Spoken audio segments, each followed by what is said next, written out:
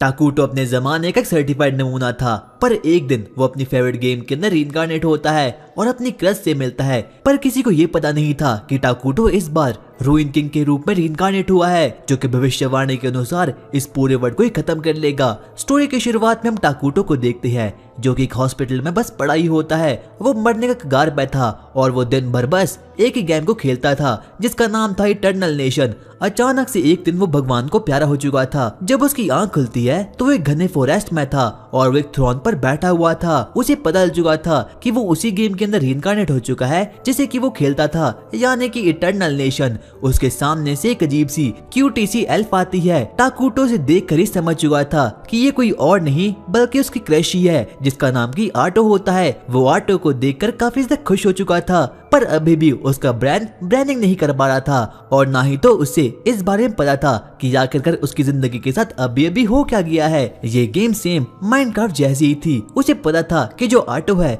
वो एक हीरो है, यानी कि टाइम के साथ साथ ही इसका लेवल इंक्रीज होता जाता है। वो उसे बोलती है, किंग आप यहाँ पर आ चुके हो, मुझे काफी खुशी हुई। क्या तुम आटो हो ना? मुझे तुम्हारे बारे में पता है। और आटो भी टाकुटो को देखकर काफी ज्यादा खुश हो चुकी थी। वो उसे बोलती है, हाँ मुझे भी आपके बारे में बहुत कुछ पता है। आप रीजन के नंबर 1 प्लेयर हो, यहाँ तक कि आपने हमारी गेम को हार्डकोर मोड में भी हराया है, यानी कि आप प्रो के भी प्रो हो।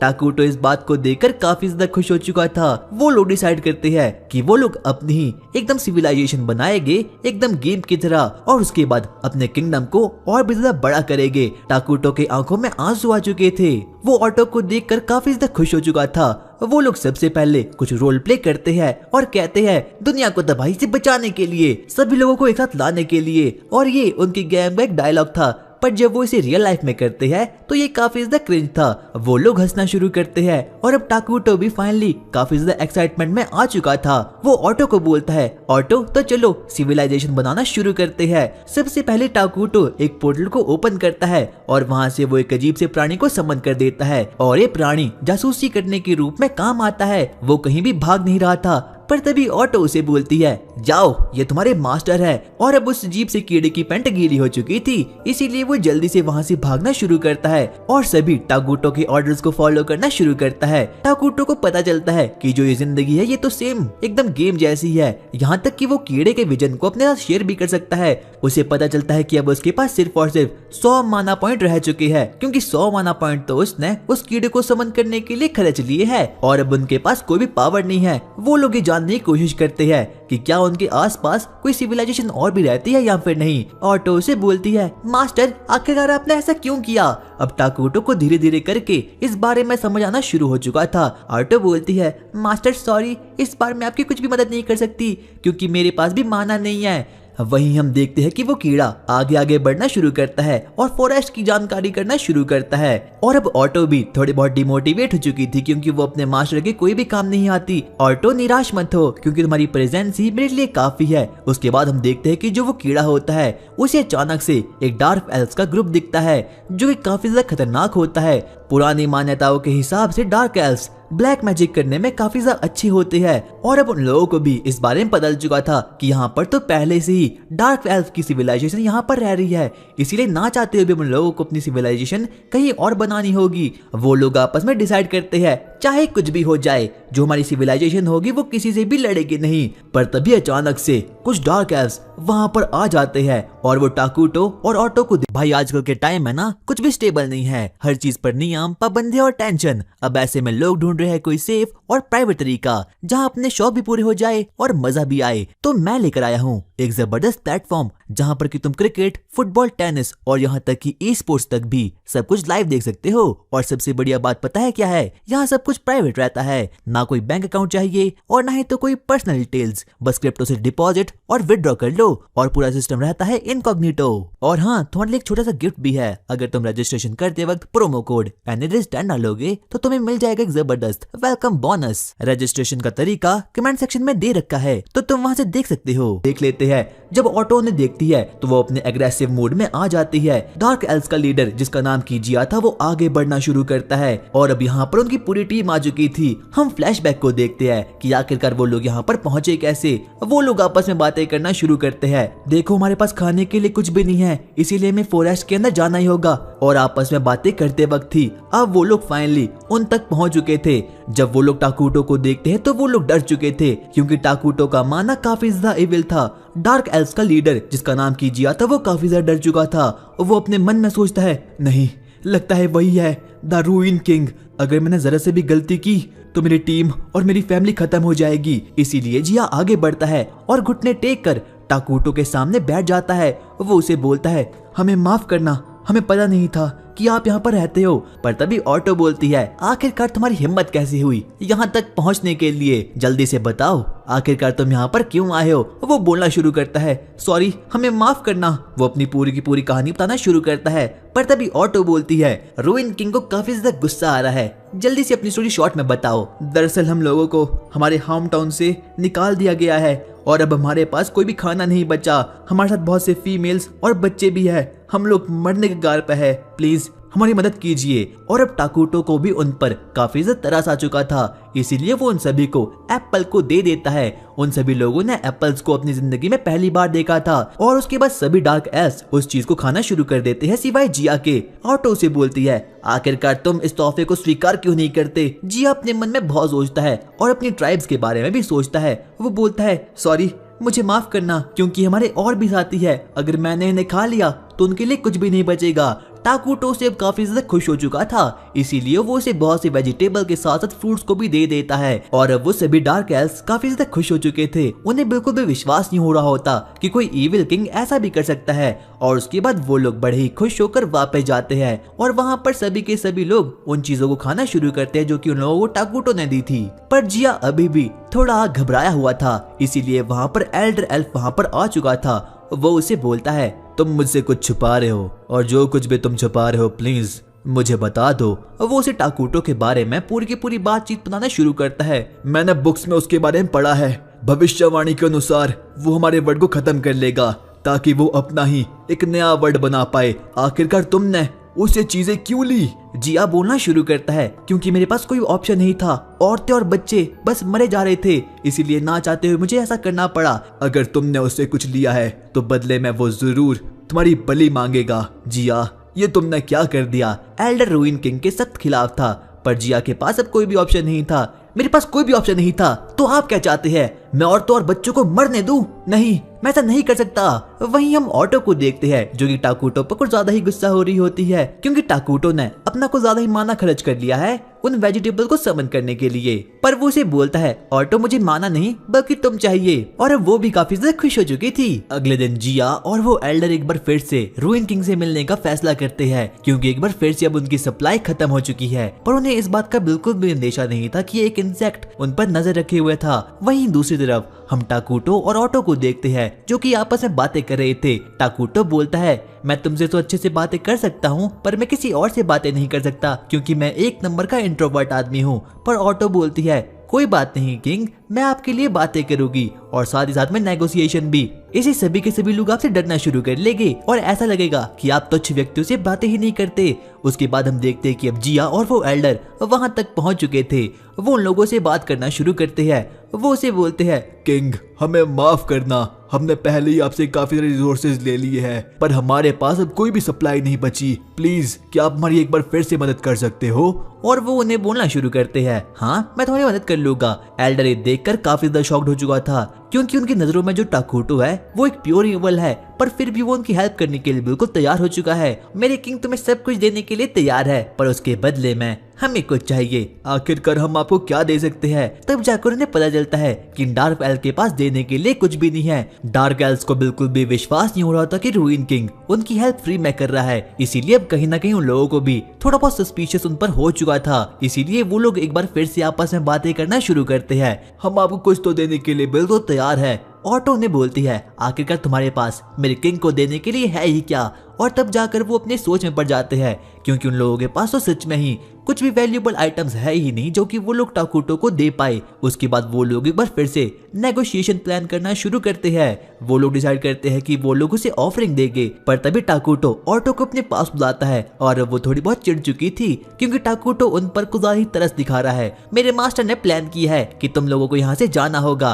और वो ही इस पूरे फॉरेस्ट पर राज करेंगे। अब ना चाहते हुए भी उन लोगों को ऐसा करना ही पड़ता है। इतने में ही जिया कुछ बोलने वाला था, पर तभी एल्डर बोलता है चुप रहो, और अब इसके बाद वो निराश होकर वहां से जाना शुरू करते हैं। पर तभी टाकुटो को उनके लिए थोड़ी बहुत दया आ चुकी थी। वो उन्हें वापस से बुलाता है। वो उसे बोलता है मेरे पास एक आइडिया है। ऑटो ने बताती है मेरे किंग चाहते हैं कि तुम उसकी सिविलाइजेशन का एक हिस्सा बन जाओ। और अब वो लोग फाइनली मान चुके थे, पर इसमें काफी ज्यादा रिस्क होने वाला है। अगर तुमने एक बार हाँ कर ली तो तुम लोग भी इविल में कन्वर्ट हो जाओगे और तुम्हारा ब्रेन पूरे तरीके से वॉश हो जाएगा। ठीक है, हम लोग सोच कर बताएंगे। उसके बाद वो लोग वापस से अपने गिल्ड वालों के पास जाना शुरू करते हैं। वो लोग बहुत सोचते हैं कि आखिरकार उन लोगों को क्या करना चाहिए। वहीं हम देखते हैं कि टाकुटो और ऑटो आपस में बातें करना शुरू करते हैं। ऑटो टाकुटो को पूछती है आखिरकार आपने ऐसा किया ही क्यों? अरे मैंने ऐसा इसीलिए किया क्योंकि डार्क एल्व्स एकदम न्यूट्रल होते हैं, यानी कि ना तो वो बुरे होते हैं और ना ही अच्छे होते हैं, तो ये बेस्ट ऑप्शन रहेगा हमारी सिविलाइजेशन के लिए। इसीलिए वो भी मान चुकी थी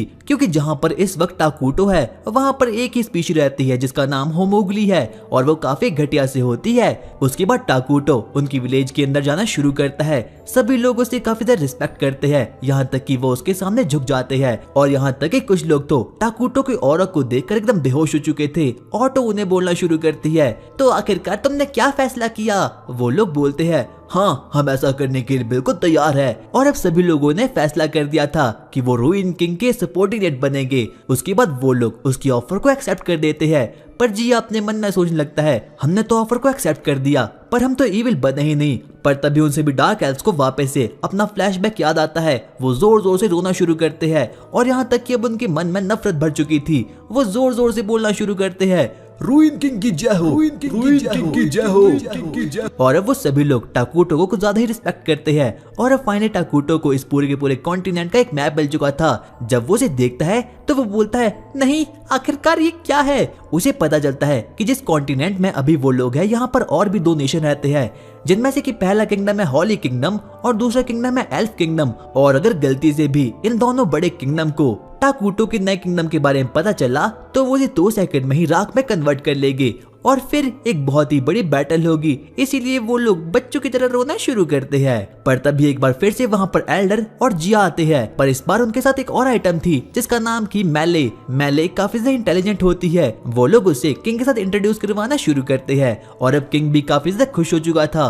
वो लोग अपनी दिक्कतें किंग को बताना शुरू करते हैं। किंग, इस लैंड में ना तो कुछ खाने के लिए उगता है और ना ही तो यहाँ पर कोई रिसोर्सेज है। उसके बाद वो लोग इसके बारे में चिंतन करना शुरू करते हैं। ऑटो ने बताती है इसकी कोई भी दिक्कत नहीं है क्योंकि मेरे किंग सब कुछ संभालने वाले हैं। वो लोग टाकुटो के कहने पर अपनी सिविलाइजेशन को बढ़ाने के लिए रिसोर्सेज बनाना शुरू करते हैं। टाकुटो ने बोलता है अगर तुम पेड़ काटोगे तो तुम्हें रिफॉरेस्टेशन करना होगा, पर उन लोगों को रिफॉरेस्टेशन के बारे में कुछ भी जानकारी नहीं थी। और तब जाकर टाकुटो को इस बारे में पता चलता है कि इस पूरे के पूरे वर्ल्ड की टेक्नोलॉजी काफी ज्यादा पीछे है, यहाँ तक कि इन्हें एलिमेंट के बारे में भी कुछ नहीं पता और ना ही तो उन लोगों को मिलिट्री बेस के बारे में कुछ भी पता था। और अब टाकुटो को इस बारे में पता चल चुका था कि वो कैसे भी करके अपनी सिविलाइजेशन को बना कर रहेगा। वो सबसे पहले अपने मैजिक का यूज करता है और 1 रुपए के सिक्के को बना देता है। तभी मैले उसे बताती है जो लाल लाल चीज आपने मुझे दी, मैंने उसके सीड को सॉइल में गाड़ दिया और देखो उसका प्लांट भी उगने वाला है। टाकुटो बोलता है क्या तुमने सेब उगाया? पर तभी ऑटो बोलती है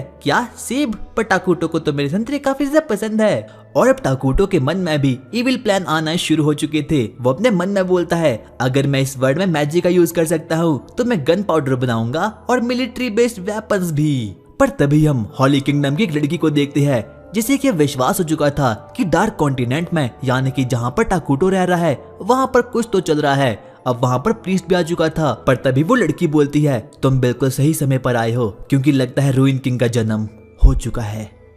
और वहीं दूसरी तरफ अब हॉली किंगडम को माइनोग्रा के बारे में पता चल चुका है, यानी कि वही जगह जिस वक्त की अभी टाकुटो है। वो लोग आगे आगे बढ़ना शुरू करते हैं। सोलेना जो कि एक प्रोफेशनल सानियन थी, वो अपने बिशप्स और कुछ सोल्जर के साथ आगे बढ़ना शुरू करती है। वो सोल्जर आपस में बोलते हैं लेडी सोलेना के पास काफी तगड़ी तगड़ी सी पावर है। इतने में ही वहां पर एक गॉब्लिन का झुंड उनके पास आ जाता है, पर तभी सोलेना अपनी मैजिक का यूज करती है और एक ही सेकंड में तकरीबन 100 से भी ज्यादा गॉब्लिन को खत्म कर देती है। और अब उस जगह पर घास उगना शुरू हो चुकी थी। किसी को भी विश्वास नहीं होता किसी सानियन के पास इतनी पावर भी हो सकती है। सोलेना बिशप को बोलती है आखिरकार आपने डार्क किंगडम के लिए किसे छोड़ा है, क्योंकि वहां पर रूइन किंग का जन्म हो चुका है। बिशप कहता है सेंट्रल चर्च कभी भी इसके लिए आदेश नहीं देगा, इसीलिए मैंने वहां पर किसी को भी नहीं भेजा। पर सोलेना बोलती है लगता है वहां पर मुझे ही जाना होगा।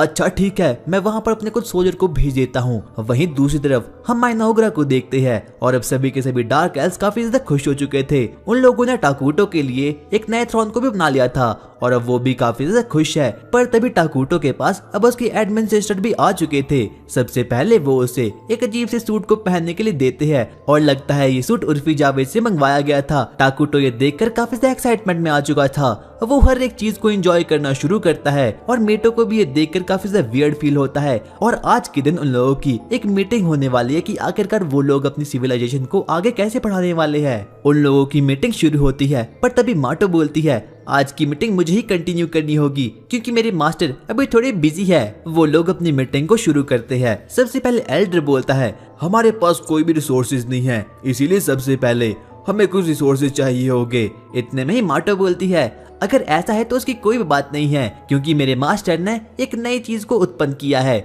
वो सबसे पहले उनके सामने एक अजीब सी चीज को समन कर देती है और ये एक फ्लैश ट्री था, यानी कि ये चीज खुद ही ह्यूमन फ्लैश को बनाती है। वो उसे बोलती है मेरे मास्टर ने इस चीज को बनाया है और ये काफी खतरनाक है क्योंकि ये इंसानी फ्लैश को खुद ब खुद बना देती है। पर तभी एमले बोलती है लगता है ये काफी ज्यादा डरावना है क्योंकि किसी भी डार्क एल्व्स को इंसान खाना बिल्कुल भी पसंद नहीं है। पर माटो ने समझाने की कोशिश करती है कि जो ये ह्यूमन फ्लैश है ये सैम एप्पल के जैसे ही नजर आने वाला है। उसके बाद वो लोग ये डिसाइड करते कि आखिरकार वो लोग कैसे अपने नेशन को और भी ज्यादा बिल्ड करेंगे। एल्टर बोलता है आखिरकार हमें सबसे पहले किस तरह की मैजिक को प्रोड्यूस करना होगा।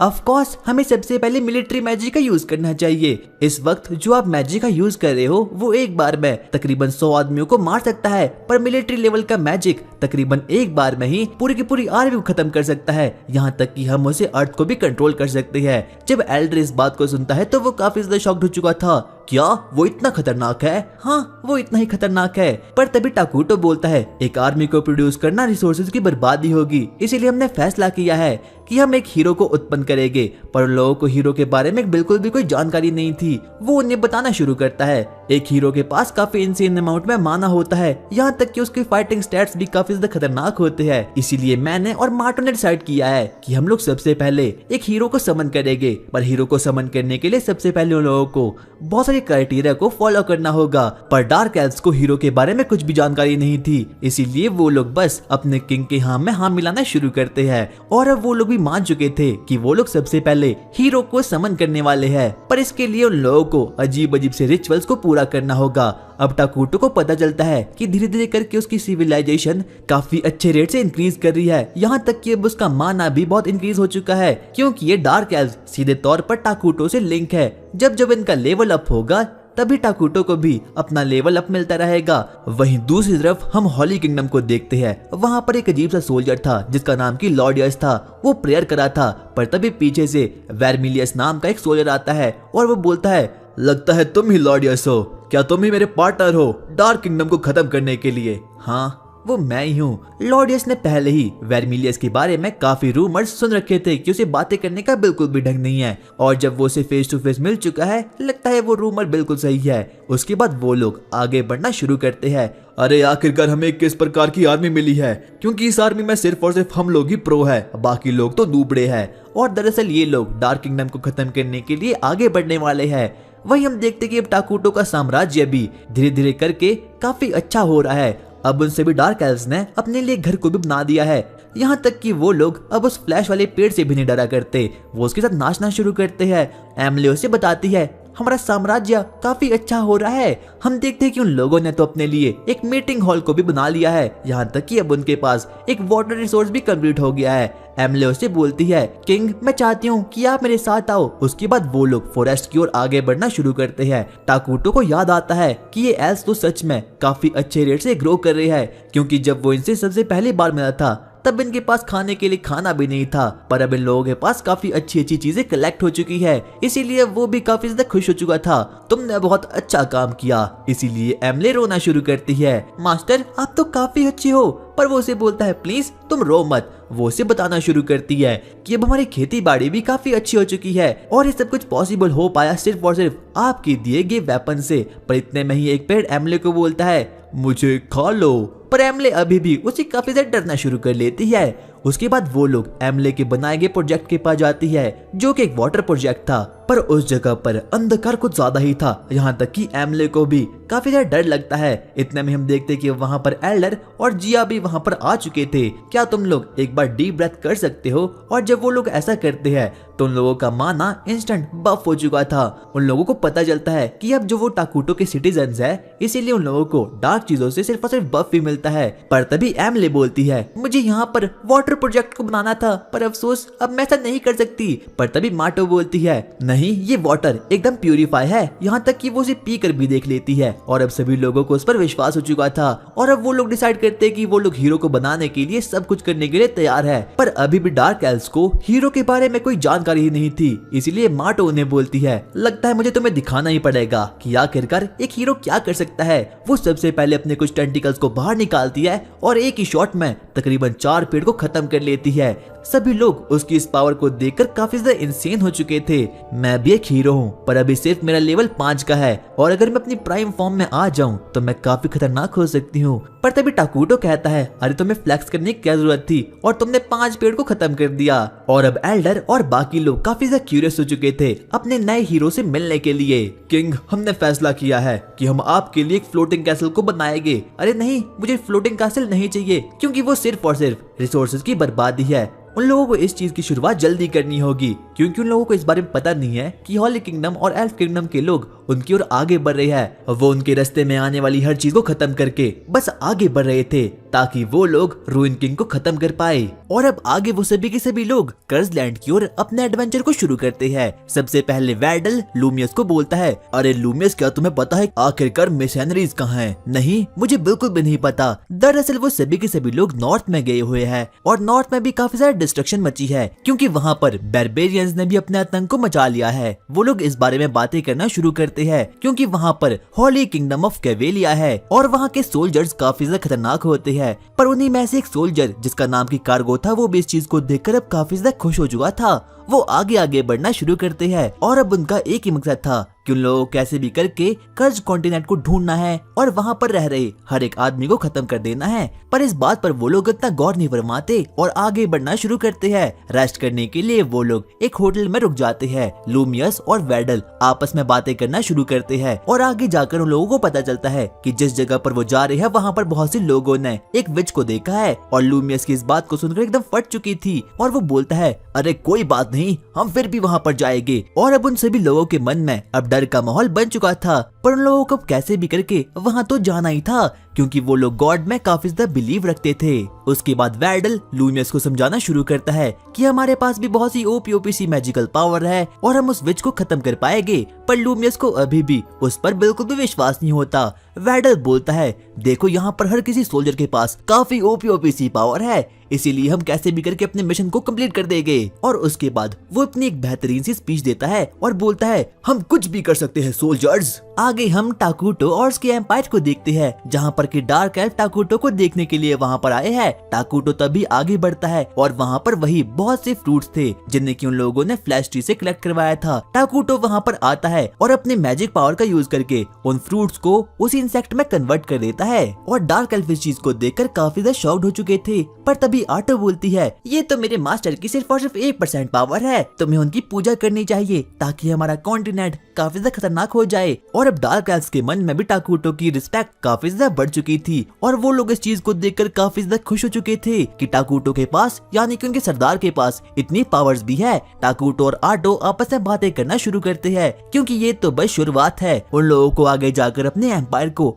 और भी ज्यादा बिल्डअप करना होगा और फ्यूचर में जाकर तो वो लोग क्रीपर फार्म और भी बहुत सी अजीब अजीब से फार्म बनाना शुरू कर लेंगे। पर तभी आटो टाकुटो के पास जाती है और वो उसे पूछती है, अब हमारे पास बहुत सा माना कलेक्ट हो चुका है तो क्या हम हीरोज को बना सकते हैं? टाकुटो बोलता है, हाँ हम बना सकते हैं क्योंकि अब हमारे पास काफी ओपी सा माना कलेक्ट हो चुका है क्योंकि डार्क एल्व्स ने काफी अच्छा काम किया है। सबसे पहले वो लोग डिसाइड करते हैं कि आखिरकार वो सबसे पहले कौन से हीरो को समन करेंगे क्योंकि मायोग्रा के राज्य में काफी सारे हीरोज थे जो कि काफी ज्यादा ओपी थे और हर किसी हीरोज के पास अपनी एक अलग पावर होती है। पर तभी टाकुटो कहता है, हाँ मुझे पता है कि सभी हीरोज काफी ज्यादा खतरनाक है पर मैं सबसे पहले समन करूंगा बग्स की रानी ईस्ला को। टाकुटो और उसकी गैंग के पास बहुत से बग्स ऑलरेडी है इसीलिए वो डिसाइड करता है कि वो सबसे पहले ईस्ला को समन करेगा जो कि अपने टाइम में बग्स की रानी थी। वो बग्स को सुपरवाइज कर सकती है और उन लोगों को विकसित भी कर सकती है जिससे कि आगे चलकर उनके ही कॉन्टिनेंट का फायदा होने वाला है। उसके पास काफी ओपी सी पावर थी पर उन लोगों को अगर अभी अपने किंगडम को और ज्यादा बढ़ाना है तो उन लोगों को कैसे भी करके ईस्ला को ही समन करना होगा। आटो से बोलती है, मास्टर आपके पास तो 999 IQ है। उनके पास अब बहुत सा माना कलेक्ट हो चुका था और अगर वो लोग ईस्ला को भी समन कर लेंगे तो उनके किंगडम में 2 हीरोज हो जाएंगे, एक आटो खुद और एक ईस्ला, और अब उन लोगों को हराना एकदम नामुमकिन सा हो जाएगा। और वहीं अब पैलेडियन एम्पायर के लोग डार्क कॉन्टिनेंट के बॉर्डर तक तो पहुंच चुके थे पर तभी उन लोगों को अपने सामने एक बहुत बड़ा जायंट ऑर्क मॉन्स्टर दिखता है। सभी लोग उसे देखकर काफी ज्यादा शॉक्ड हो चुके थे क्योंकि उनकी दुनिया में सिर्फ और सिर्फ मॉन्स्टर रात के समय ही निकलते हैं पर यहाँ पर तो वो लोग इस चीज को देखकर काफी ज्यादा शॉक्ड हो चुके थे। पर तभी लूमिनस आगे बढ़ता है और वो अपनी स्वॉर्ड को निकालता और बोलता है, हमारे पास वेस्ट करने के लिए बिल्कुल भी टाइम नहीं है इसीलिए अकेले ही मैं इसे लड़ूंगा। वो आगे बढ़ता है, वो सबसे पहले अपनी हॉली स्वॉर्ड को वहाँ पर निकालता है और मंत्र जापना शुरू करता है। पैलेडियन एम्पायर के लोग गॉड पर काफी ज्यादा विश्वास रखते हैं इसीलिए वो अपनी हॉली स्वॉर्ड आर्ट का यूज करके उस जायंट मॉन्स्टर को एक ही स्लैश में खत्म कर लेता है। इस चीज को देखकर बाकी के सभी सोल्जर काफी ज्यादा शॉक्ड हो चुके थे क्योंकि ल्यूमिनस की पावर तो काफी ज्यादा खतरनाक होती है, यहाँ तक कि कोई सेज ही इस प्रकार के मैजिक को यूज कर सकता है। और उसके बाद अब वो लोग और ज्यादा आगे बढ़ते हैं क्योंकि अब वो लोग धीरे धीरे करके डार्क कॉन्टिनेंट तक पहुंचने ही वाले हैं। और वहीं हम टाकुटो को देखती है जो कि बर्गर खा रहा था पर तभी आटो से बोलती है, मास्टर आपको कुछ हेल्दी खाना चाहिए। अरे आटो कोई बात नहीं, जब मैं हॉस्पिटल में था तो मैंने बस घास फूस खाया है। और जब वो आटो की प्लेट को देखता है तो वहाँ पर सिर्फ और सिर्फ सैलेड ही रखा हुआ था क्योंकि आटो को इस चीज का टेस्ट काफी ज्यादा पसंद आता है। उसके बाद वो लोग बातचीत करना शुरू करते हैं क्योंकि अब उन लोगों का कॉन्टिनेंट काफी ओपी प्रकार से ग्रो कर रहा है। पर तभी आटो बोलती है, मास्टर आपको ऐसा नहीं करना चाहिए क्योंकि जब कभी भी आप किसी अच्छी बात को करते हो तो हमें किसी की नजर लग जाती है और सब कुछ खराब हो जाता है। अरे आटो ऐसा कुछ भी नहीं होता, तुम तो पुराने जमाने की हो। पर तभी अचानक से टाकुटो को कुछ अजीब सा महसूस होता है। उसे पता चुका था कि ल्यूमिनस की आर्मी अब धीरे धीरे करके उनके कॉन्टिनेंट की ओर आगे बढ़ रही है और उन लोगों के कॉन्टिनेंट में उनके अलावा सिर्फ और सिर्फ एक ही विलेज है। पर अभी तक उस विलेज की आदमियों को भी टाकुटो के बारे में कुछ भी पता नहीं है और अब टाकुटो काफी ज्यादा घबरा चुका था इसीलिए वो आटो को बोलता है, आटो तुम्हें पता है कि तुम्हें क्या करना है। उसके बाद हम देखते हैं कि आटो अब वहाँ पर निकल जाती है पर तभी ल्यूमिनस और उसकी आर्मी डार्क कॉन्टिनेंट में आगे आगे बढ़ना शुरू करते हैं। अब आटो उनके सामने आ चुकी थी पर तभी ल्यूमिनस उसे पूछता है, आखिरकार तुम हो कौन? मैं एक डार्क एल्फ हूँ और हम लोग इस जंगल में रहते हैं। हाँ ठीक है वो तो मैं समझ गया पर मुझे कैसे भी करके इस फॉरेस्ट के अंदर रिसर्च करनी है। आपको इस फॉरेस्ट के अंदर कुछ भी नहीं मिलेगा क्योंकि यहाँ पर हम सभी के सभी डार्क एल्फ बहुत शांति से रहते हैं। पर लूमिनस जिद करना शुरू करता है, नहीं हमें कैसे भी करके रिसर्च तो करनी होगी। आटो उसे 100 बार बोल देती है कि यहाँ पर कुछ भी नहीं है पर वो फिर भी उसकी बातों को बिल्कुल भी नहीं मानता। अचानक से लूमिनस को कुछ तो अजीब सा प्रेजेंस फील होता है और इसीलिए अब वो काफी ज्यादा डर चुका था। वो अपने साथियों को बोलता है, ठीक है अगर ये ऐसा बोल रही है तो मैं वापस से रिक्रूट होना चाहिए। पर अब वैडल और बाकी लोग उसकी बातों को बिल्कुल भी नहीं मानते। वो उसे बोलते हैं, लूमिनस तुम हमारे कमांडर होने के बिल्कुल भी लायक नहीं हो इसीलिए हम लोग अकेले ही इस फॉरेस्ट के अंदर जाएंगे। पर तभी लूमिनस घबराते हुए बोलता है नहीं, हमें वापस जाना चाहिए, क्योंकि अब उसे कहीं ना कहीं आटो की रियलिटी के बारे में पता चुका था।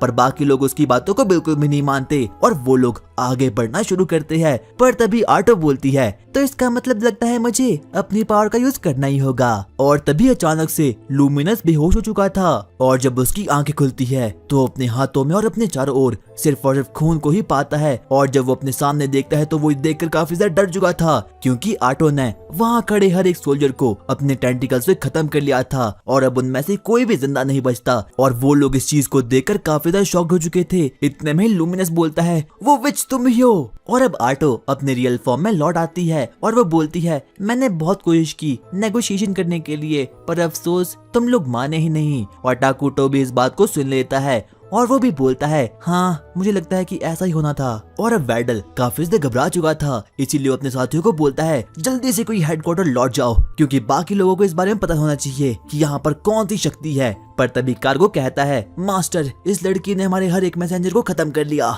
लूमिनस और वैडल इस बात को देखकर काफी ज्यादा डर चुके थे, पर फिर भी वो लोग आटो से लड़ना शुरू कर देते हैं। आटो ने बोलती है आखिरकार तुमने मुझ पर अटैक क्यों किया, अगर तुम ऐसा नहीं करते तो तुम लोग आज जिंदा होते। और अब आटो भी काफी ज्यादा गुस्से में आ चुकी थी। लूमिनस और वैडल की भी अब इस चीज को देखकर काफी ज्यादा फट चुकी थी और अब वो बिल्कुल तैयार हो चुकी थी। और अब लूमिनस काफी ज्यादा घबरा चुका था, क्योंकि उसकी वजह से आटो उन पर अटैक कर रही है। और अब वैडल भी काफी ज्यादा गुस्से में आ चुका था। वो लूमिनस को बोलता है लूमिनस अपने होश में वापस लौटो, हमें कैसे भी करके इसे खत्म करना होगा। वैडल आगे बढ़ना शुरू करता है और अपने साथियों को बोलता है इस पर एरो चलाओ। उसके बाद वो लोग आटो पर एरो मारना शुरू करते हैं, पर वो एक एस क्लास की डीमन थी, पर उस पर कुछ भी नहीं होता। आटो मुस्कुराना शुरू करती है और अपने टेंटिकल से हर एक एरो को उन्हीं के सामने खत्म कर लेती है। लूमिनस तो डर के कारण कुछ कर भी नहीं पाता, पर तभी वैडल अपनी पूरी करेज को कलेक्ट करता है और अब वो तैयार हो चुका था आटो को मारने के लिए। वो सोचता है कि उसे अकेले ही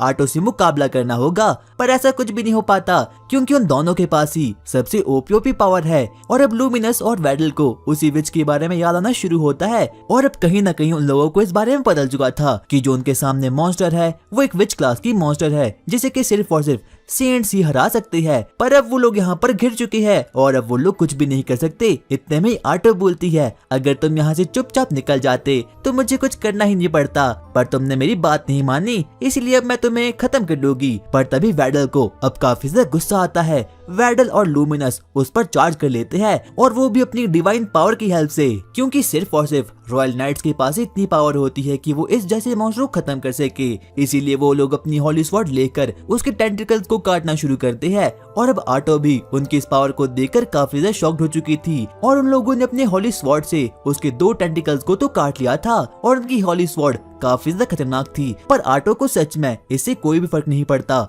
इसीलिए वो अपने टेंटिकल्स को पैट करना शुरू करती है। वैडल पर यहीं पर नहीं बढ़ता, वो आगे बढ़ता है और एक बार वापस से उस पर चार्ज करता है और लूमिनस भी अब बिल्कुल भी नहीं रुकता।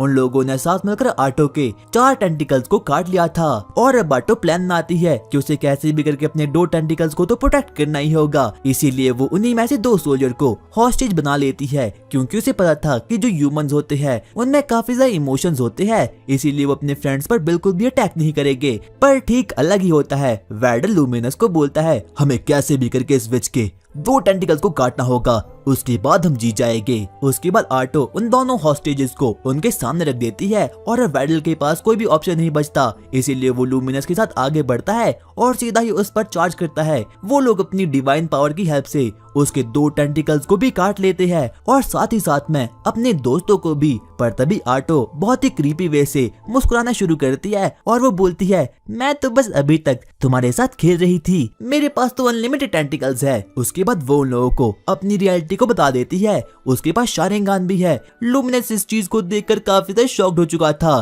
क्योंकि जब वो वापस से अपनी होश में आता है तो वो देखता है कि उस विच ने तो वैडल को खत्म कर लिया है। और आटो मुस्कुराना शुरू करती है। वो लूमिनस को बोलती है, अभी तक तो मैं तुम्हारे साथ खेल रही थी, मेरे पास इनफिनाइट टेंटिकल्स है, यानी कि मैं जितना चाहे उतना टेंटिकल्स को प्रोड्यूस कर सकती हूँ। और अब लूमिनस डर की वजह से घबराना शुरू करता है। वो अपने बाकी दोस्तों को बोलता है, यहाँ से भाग जाओ, अगर हम लोग अलग अलग डायरेक्शन में जाएंगे तो ये विच हमारा कुछ भी नहीं बिगाड़ पाएगी। इसीलिए वो सभी के सभी लोग वहाँ से भागना शुरू करते हैं। और उसके बाद लूमिनस एक लास्ट बार आटो पर अपनी डिवाइन पावर की हेल्प से अटैक कर देता है, पर तभी आटो भी अपनी डिवाइन पावर से एक हॉली स्वॉर्ड को समन कर देती है। लूमिनस को बिल्कुल भी समझ आता कि आखिरकार अभी अभी ये हुआ क्या। आटो से बताती है, जब मैंने वैडल को मारा तो मेरे पास उसकी सभी के सभी पावर्स आ गई, और यहाँ तक कि मेरे पास उसकी सभी के सभी मेमोरीज भी आ गई। और लूमिनस तो इस चीज को देखकर काफी ज्यादा शॉक्ड हो चुका था। आटो लूमिनस के साथ खेलना शुरू करती है, वो उस पर अटैक करती है और बोलती है, अगर वो वक्त रहते यहाँ से निकल जाते तो वैडल अभी तक जिंदा होता और बाकी के सभी सोल्जर्स भी। पर तभी लूमिनस बोलता है, मेरे दोस्त यहाँ से भाग गए हैं, इसलिए वो तुम्हें खत्म कर लेंगे। पर तभी आटो एक बार वापस से मुस्कुराना शुरू करती है, क्योंकि बाद में जाकर लूमिनस को पता चलता है कि जो आटो है वो कोई अकेली नहीं है, बल्कि उसके साथ तो डार्क एल्फ का पूरा ग्रुप शामिल है। और अब बेचारे लूमिनस की फटकर एकदम चार हो चुकी थी। वो कैसे भी करके बस यहाँ से भाग जाना चाहता था, पर अब उसके पास कोई भी ऑप्शन नहीं बचता।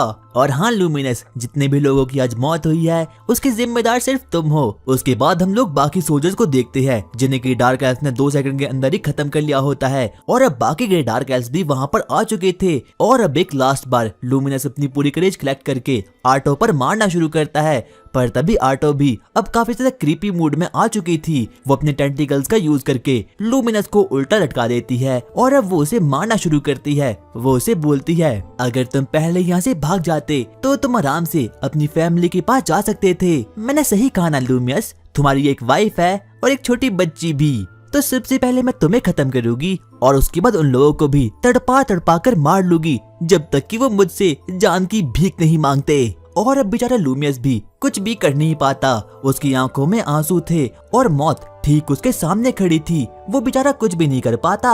और अब आटो भी अपनी फुल मूड में आकर उसे फाइनली खत्म कर लेती है। बाद में जाकर अब वहाँ पर कुछ भी नहीं बचता सिवाय खून की नदियों के और एक रिंग के, जो कि लूमियस की होती है। और अब आटो ने लूमियस को भी खत्म कर लिया था। पर तभी पीछे से वहाँ पर जिया आता है। आटो से बोलती है, जितने भी बॉडीज है इन सभी को जला लो।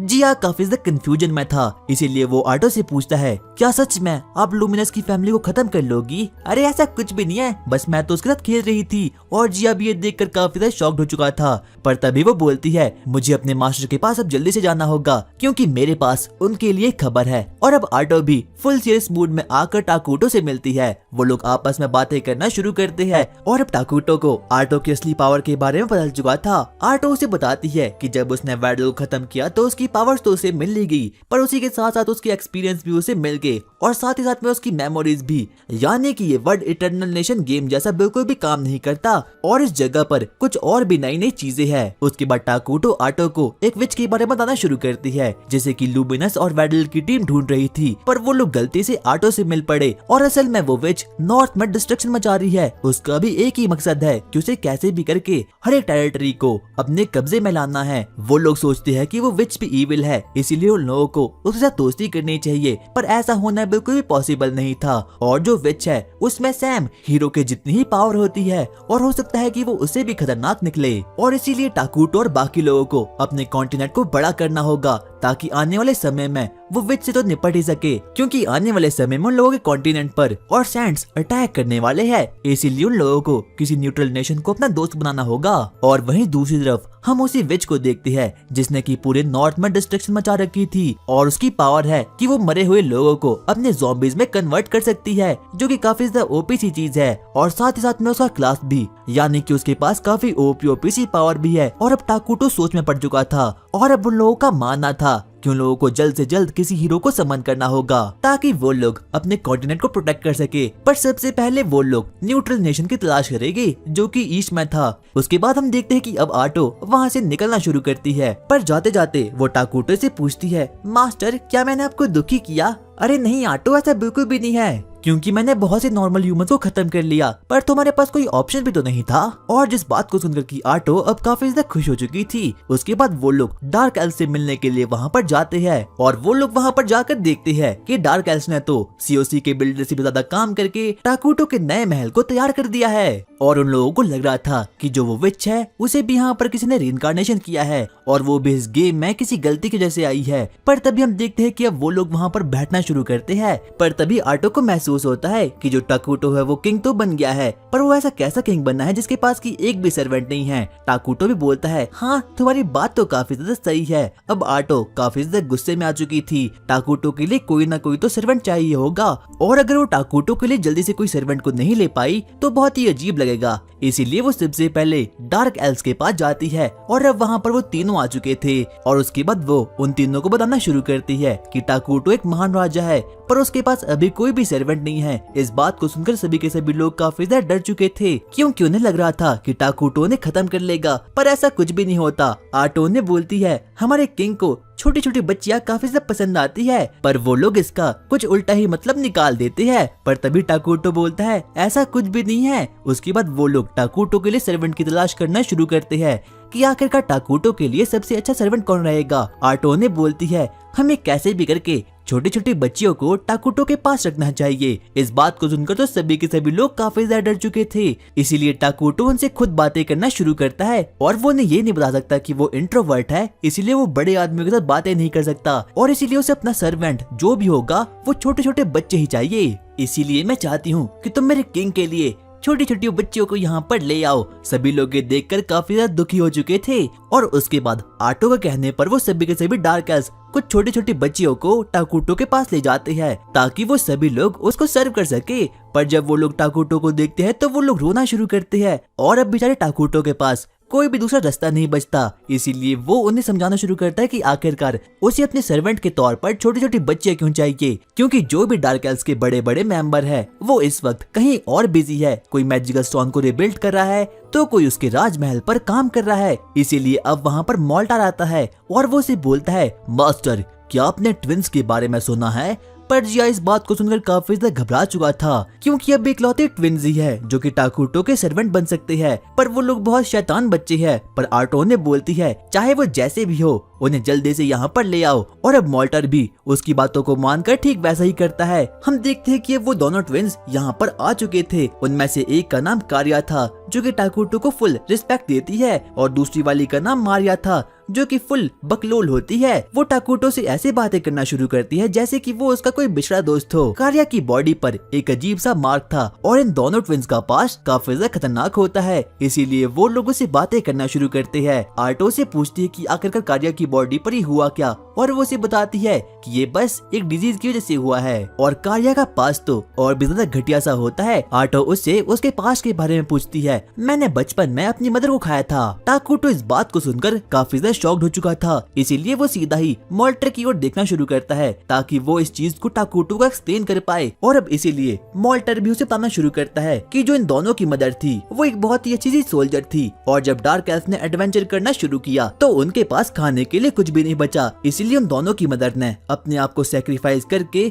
उनका पेट भरा था। और उसी दिन से अपनी मदर को खाने के बाद इन दोनों का नजरिया लाइफ को लेकर एकदम चेंज हो चुका था। साथ साथ में अब इन लोगों के इमोशंस भी बिल्कुल खत्म हो चुके थे, और उसी दिन से ये लोग ना ही तो कभी हंसी है और ना ही तो कभी रोई है। और यहाँ तक कि टाकुटो भी इस चीज को देखकर काफी ज्यादा शॉक्ड हो चुका था। वो लोग आपस में बातें करना शुरू करते हैं, पर तभी मारिया टाकुटो की ओर आगे बढ़ती है। वो उसे बताती है मुझे तुम एकदम वाइट दिख रहे हो। और इस बात को सुनकर तो आटो को भी बहुत बड़ा सदमा लगता है, क्योंकि बाकी के सभी लिविंग बींग्स को आटो एकदम डार्क दिखाई देता है, पर मारिया तो अलग ही लेवल पर खेल रही है। मारिया आगे बढ़ती है और वो बोलती है मैं किंग को सर्व करने के लिए बिल्कुल तैयार हूँ। और उसके बाद टाकुटो उसकी बहन से पूछता है तुम्हारा मानना क्या है। हाँ, मैं भी आपको सर्व करने के लिए बिल्कुल तैयार हूँ, क्योंकि जहाँ कहीं मेरी बहन जाएगी मैं भी वहीं पर जाऊंगी। और अब टाकुटो को फाइनली उसके 2 नन्हे सर्वेंट मिल चुके हैं, और अब आटो और टाकुटो काफी ज्यादा खुश हो चुके थे। पर कहीं न कहीं मोल्टर और जिया को उन दोनों ट्विंस के बारे में पता है कि ये दोनों काफी ज्यादा शैतान हैं, और हो सकता है कि ये हमारे किंग का दिमाग खराब कर ले और उसके बदले में में किंग हमारे पूरे के पूरे विलेज को खाक में कन्वर्ट कर दे। मीटिंग खत्म होने के बाद मॉल्टर टाकुटो के पास जाता है और वो उसे बोलता है, मास्टर वो दोनों ट्विंस काफी ज्यादा शैतान हैं। जब से उन लोगों ने अपनी मदर को खाया है तब से वो लोग इमोशनलेस हो चुके हैं। आप उनकी गलतियों को माफ करना। उसके बाद से वो लड़कियां किंग टाकुटो को सर्व करना शुरू करती है। कार्या तो एकदम शांत सी थी, पर तभी मारिया पानी लेकर टाकुटो के पास जाती है, पर वो गलती से उस पानी को टाकुटो के ऊपर फेंक देती है। जल्दी से कार्या वहाँ पर जाती है और अपनी बहन के लिए सॉरी मांगती है, पर तभी अब वहाँ पर आटो भी आ चुकी थी और वो उन्हें डांटना शुरू करती है, क्योंकि जब से वो दोनों सर्वेंट बनी है वो एक काम को भी ठीक से नहीं कर पा रही। पर तभी टाकुटो आटो को उनसे नरमी से पेश आने के लिए कहता है। आगे वो लोग अपने कॉन्टिनेंट को सुधारने के लिए मीटिंग करना शुरू करते हैं। वहाँ पर एमिली आती है और ऑनगोइंग प्रोजेक्ट उसे अपनी पूरी की पूरी रिपोर्ट दे देती है और अब उन लोगों का किंगडम काफी अच्छे तरीके से डेवलप कर रहा है। वहाँ पर काफी ओपी सी चीजें भी वहाँ पर आ चुकी है। पर तभी अब वहाँ पर आटो आती है और वो टाकुटो को बोलना शुरू करती है कि हमें कैसे भी करके अब अपने किंगडम को और भी ज्यादा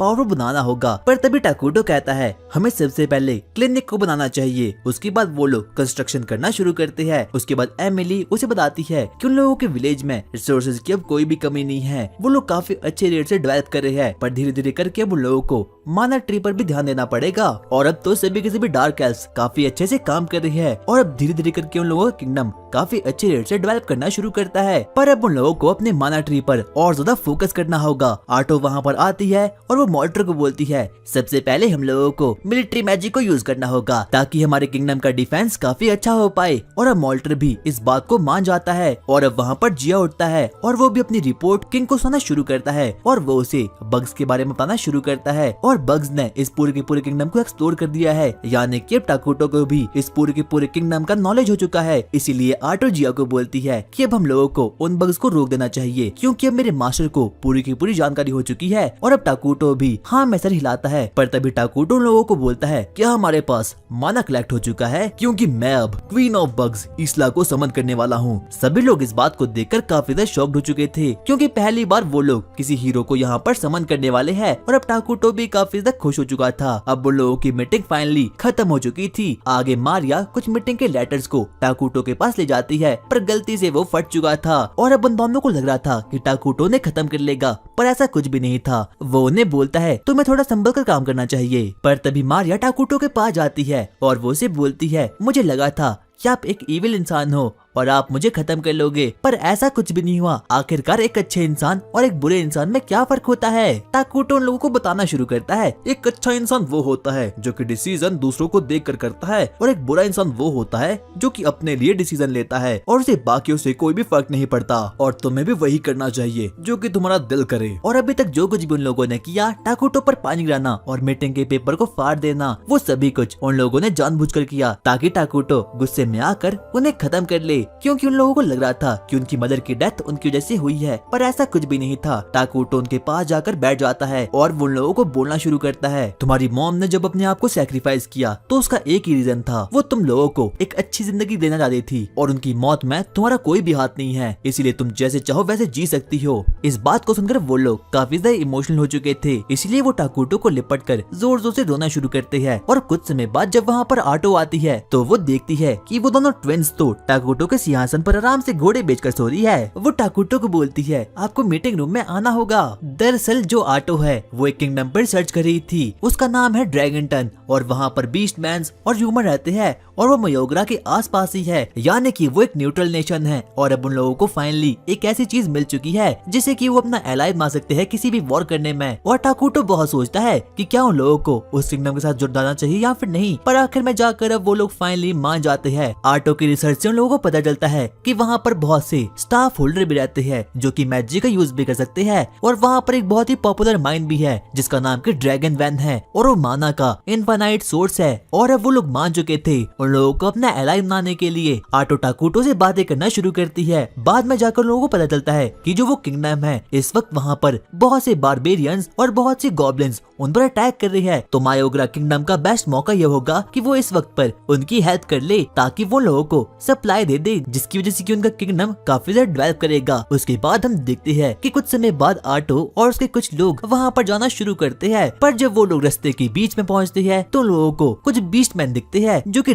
ड्रैगन टन के ही मेंबर थे। और जब वो लोग आटो को देखते हैं तो वो लोग काफी ज्यादा घबरा चुके थे। उन लोगों को समझना था कि आखिरकार उन लोगों को इस वक्त पर क्या करना चाहिए, क्योंकि जितने भी वो सभी लोग थे उनमें से उन लोगों को डार्क माना का प्रेजेंस फील हो रहा था। पर तभी हम लोग देखते हैं उनके लीडर को, जिसका नाम टॉनी कैप्लो था और वो भी एक बीस्ट मैन थी। उसके आदमी यानी कि वो सभी के सभी बीस्ट मैन काफी ज्यादा डर चुके थे। उसे समझ ही ना था कि आखिरकार इस रास्ते पे उसे क्या करना चाहिए। अब तो वो लोग पीछे भी नहीं मुड़ सकते। इतने में ही आटो अपने मेंबर्स को ऑर्डर दे देती है। वो लोगों को बोलती है तुम यहाँ से पीछे मुड़ जाओ, इससे मैं ही अकेले निपटूंगी। और अब आटो उन्हें मारने के लिए बिल्कुल रेडी हो चुकी थी और बीस्ट मैन तो बेचारे कुछ भी नहीं कर पाते। आटो सबसे पहले अपने टेंटिकल्स निकालना शुरू करती है ताकि वो उनमें से हर एक आदमी को खत्म कर पाए। पर तभी वहाँ पर एक अजीब सा बच्चा जिसका नाम की पेपे था, वो आटो को बोलता है हेलो मैं पेपे हूँ, आखिरकार आपका नाम क्या है। आटो को इस चीज को देखकर काफी अजीब लगता है। उसे समझना था कि आखिरकार उसे इस वक्त पर किस प्रकार से रिएक्ट करना चाहिए, इसीलिए वो कुछ भी नहीं बोलती। और अब वो काफी से खुश हो चुकी थी पेपे और बाकी लोगों से। उसके बाद वो बाकी लोगों से पूछना शुरू करती है कि आखिरकार वो यहाँ पर क्यों बढ़ रहे हैं। और उसके बाद आटो उन सभी लोगों को मयोग्रा यानी कि टाकुटो से मिलवाने के लिए अपने साथ ले जाती है। और अब वो सभी लोग भी उसका पीछा करना शुरू करते हैं। टेनो केपली उसे पूछना शुरू करती है कि आखिरकार इस जगह का लीडर कौन है, पर उसे कोई भी कुछ भी नहीं बताता। वो लोग आगे आगे बढ़ना शुरू करते हैं और पेपे को ये जगह काफी ज्यादा पसंद आती है और आटो को भी वो बच्चा काफी ज्यादा पसंद आता है क्योंकि वो काफी ज्यादा बड़ बोला था। उसके बाद वो लोग आगे आगे बढ़ना शुरू करते हैं। टेनो केपली को तो लग रहा था कि ये लोग उन्हें मार डालेंगे, पर ऐसा कुछ भी नहीं होता।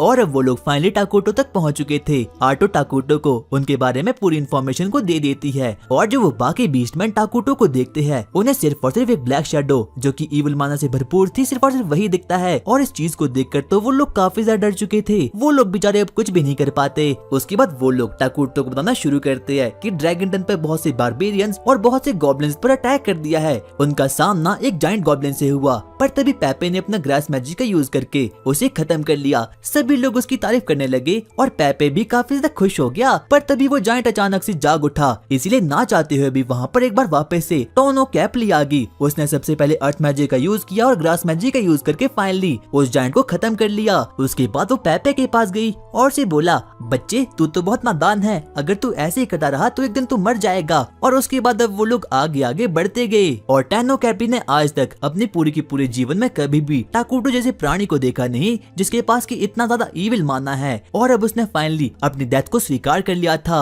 टाकुटो उन लोगों से पूछना शुरू करता है कि आखिरकार यहाँ पर आने का उनका असली मकसद क्या था। पर तभी पेपे एक बार वापस से खड़ा होता है और वो टाकुटो को बोलता है क्या तुम मेरे दोस्त बनोगे। पर तभी जल्दी से वहाँ पर टेनो कोपली आती है और पेपे के मुंह को बंद कर लेती है। अबे बच्चे तू मारा जाएगा। पर टाकुटो इस बात से काफी ज्यादा खुश हो चुका था। जब वो इसेकाई नहीं हुआ और जब वो हॉस्पिटल में था तब उसका कोई भी दोस्त नहीं था। और ये पहली बार था कि जब किसी ने टाकुटो से उसका दोस्त बनने के लिए पूछा था। और अब फाइनली वो लोग दोस्त बन चुके थे। टाकुटो बोलता है मैं तुम्हारा दोस्त बनने के लिए बिल्कुल तैयार हूँ। और अब आटो भी काफी ज्यादा खुश हो चुकी थी क्योंकि ये पहली बार था कि जब टाकुटो ने किसी को अपना दोस्त बनाया था। और अब उन लोगों के संबंध पेपे की वजह से काफी अच्छे होने शुरू हो चुके थे और अब वो लोग फाइनली फ्रेंड बन चुके थे। सबसे पहले टाकुटो बाकी लोगों को खाना खिलाना शुरू करता है और मारियो उन लोगों के सामने एप्पल जूस को ले आती है। उसे पीकर सभी लोग काफी ज्यादा शॉक्ड हो चुके थे क्योंकि वो काफी अच्छा था। और टोनो कैपली तो ग्लास के मटेरियल को देखकर काफी ज्यादा खुश हो चुकी थी क्योंकि दुनिया में सबसे अच्छा ग्लास सिर्फ और सिर्फ मयोग्रे के पास ही होता है। और जब पेपे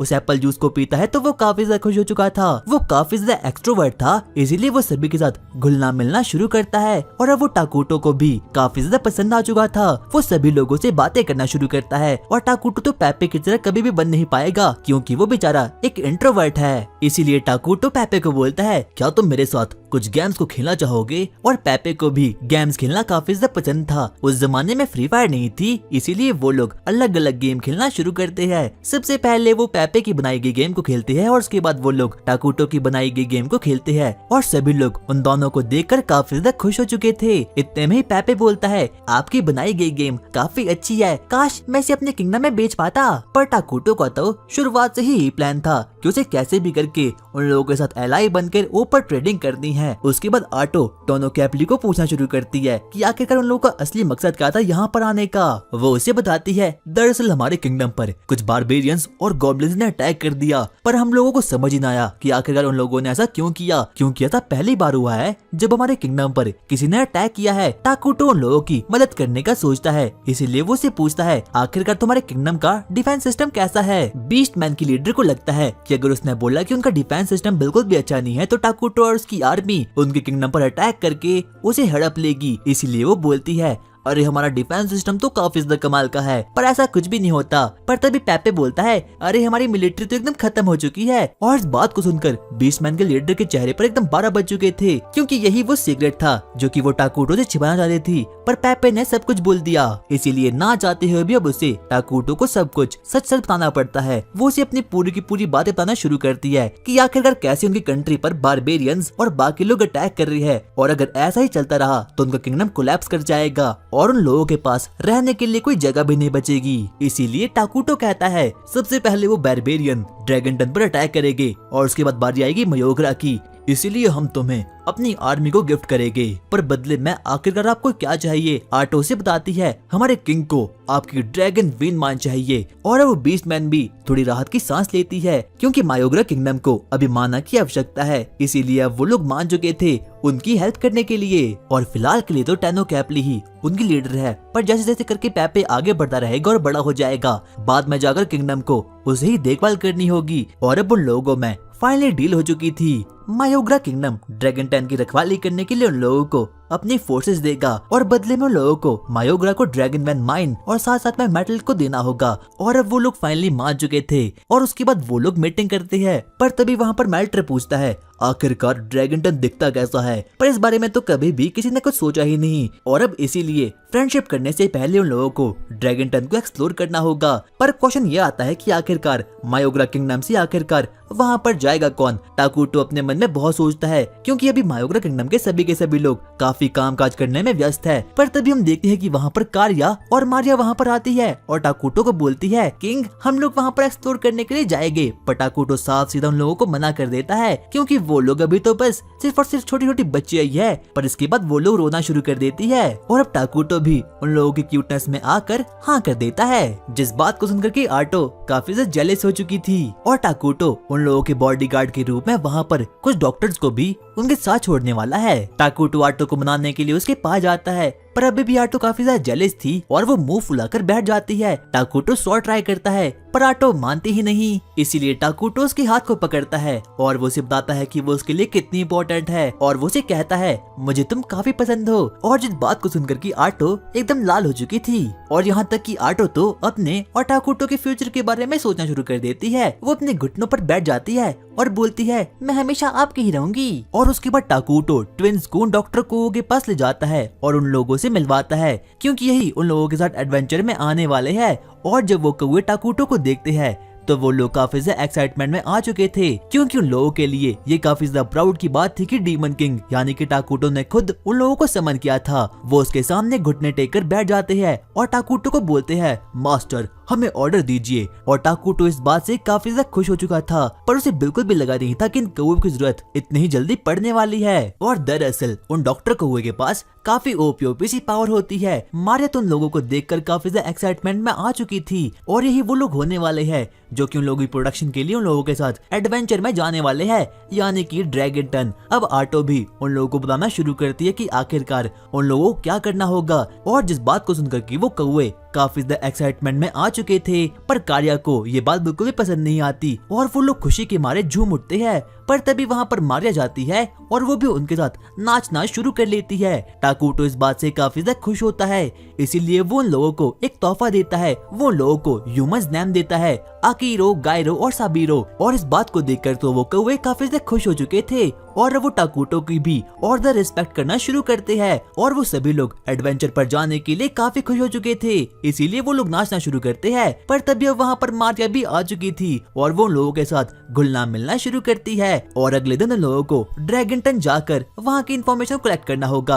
पर कारिया इस बात से बिल्कुल भी खुश नहीं थी, क्योंकि उसे उन कौवे से काफी ज्यादा डर लग रही थी। पर टाकुटो से समझाता है और बताता है कि ये कौवे काफी अच्छे हैं। आगे हम ड्रैगन टन की मेयर को देखते हैं जिसका नाम की एंटिक था और वो काफी ज्यादा फ्रस्ट्रेटेड हो चुकी थी अपनी जिंदगी से, क्योंकि वो दिन रात सुबह शाम सिर्फ और सिर्फ काम ही करती थी। और अब तो वो काफी ज्यादा थक भी चुकी थी क्योंकि उसके माउंट फूजी काफी बड़े जो थे। वो अपने मन में बोलना शुरू करती है, अरे मुझे यहाँ से कैसे भी करके निकलना होगा, क्योंकि मेरा तो एक ही एम है कि मुझे कैसे भी करके एक अच्छे आदमी के साथ शादी करके अपने घर को बसाना है। और वो अपने काम से काफी ज्यादा फ्रस्ट्रेटेड हो चुकी थी। पर तभी उसकी सेक्रेटरी वहाँ पर आती है और वो उसे बोलती है, मेयर आपसे मिलने के लिए कोई आए है। आखिरकार कौन आया है? वो काफी ज्यादा गुस्से में थी, पर जब उसकी सेक्रेटरी से बताती है कि कुछ डार्क एल्व्स उसे मिलने के लिए वहाँ पर आए हैं, तो वो काफी ज्यादा पोलाइट हो चुकी थी और वो अपनी सेक्रेटरी को डांटना शुरू करती है, क्योंकि अब धीरे धीरे करके उनकी कंट्री कोलैप्स कर रही है और उसे कैसे भी करके डार्क एल्फ के साथ मीटिंग तो करनी ही थी। और उसने डार्क एल्व्स के बारे में सिर्फ और सिर्फ कुछ रूमर्स को सुना था कि वो लोग काफी ज्यादा खतरनाक होते हैं। उसके बाद हम लोग देखते हैं कि अब वहाँ पर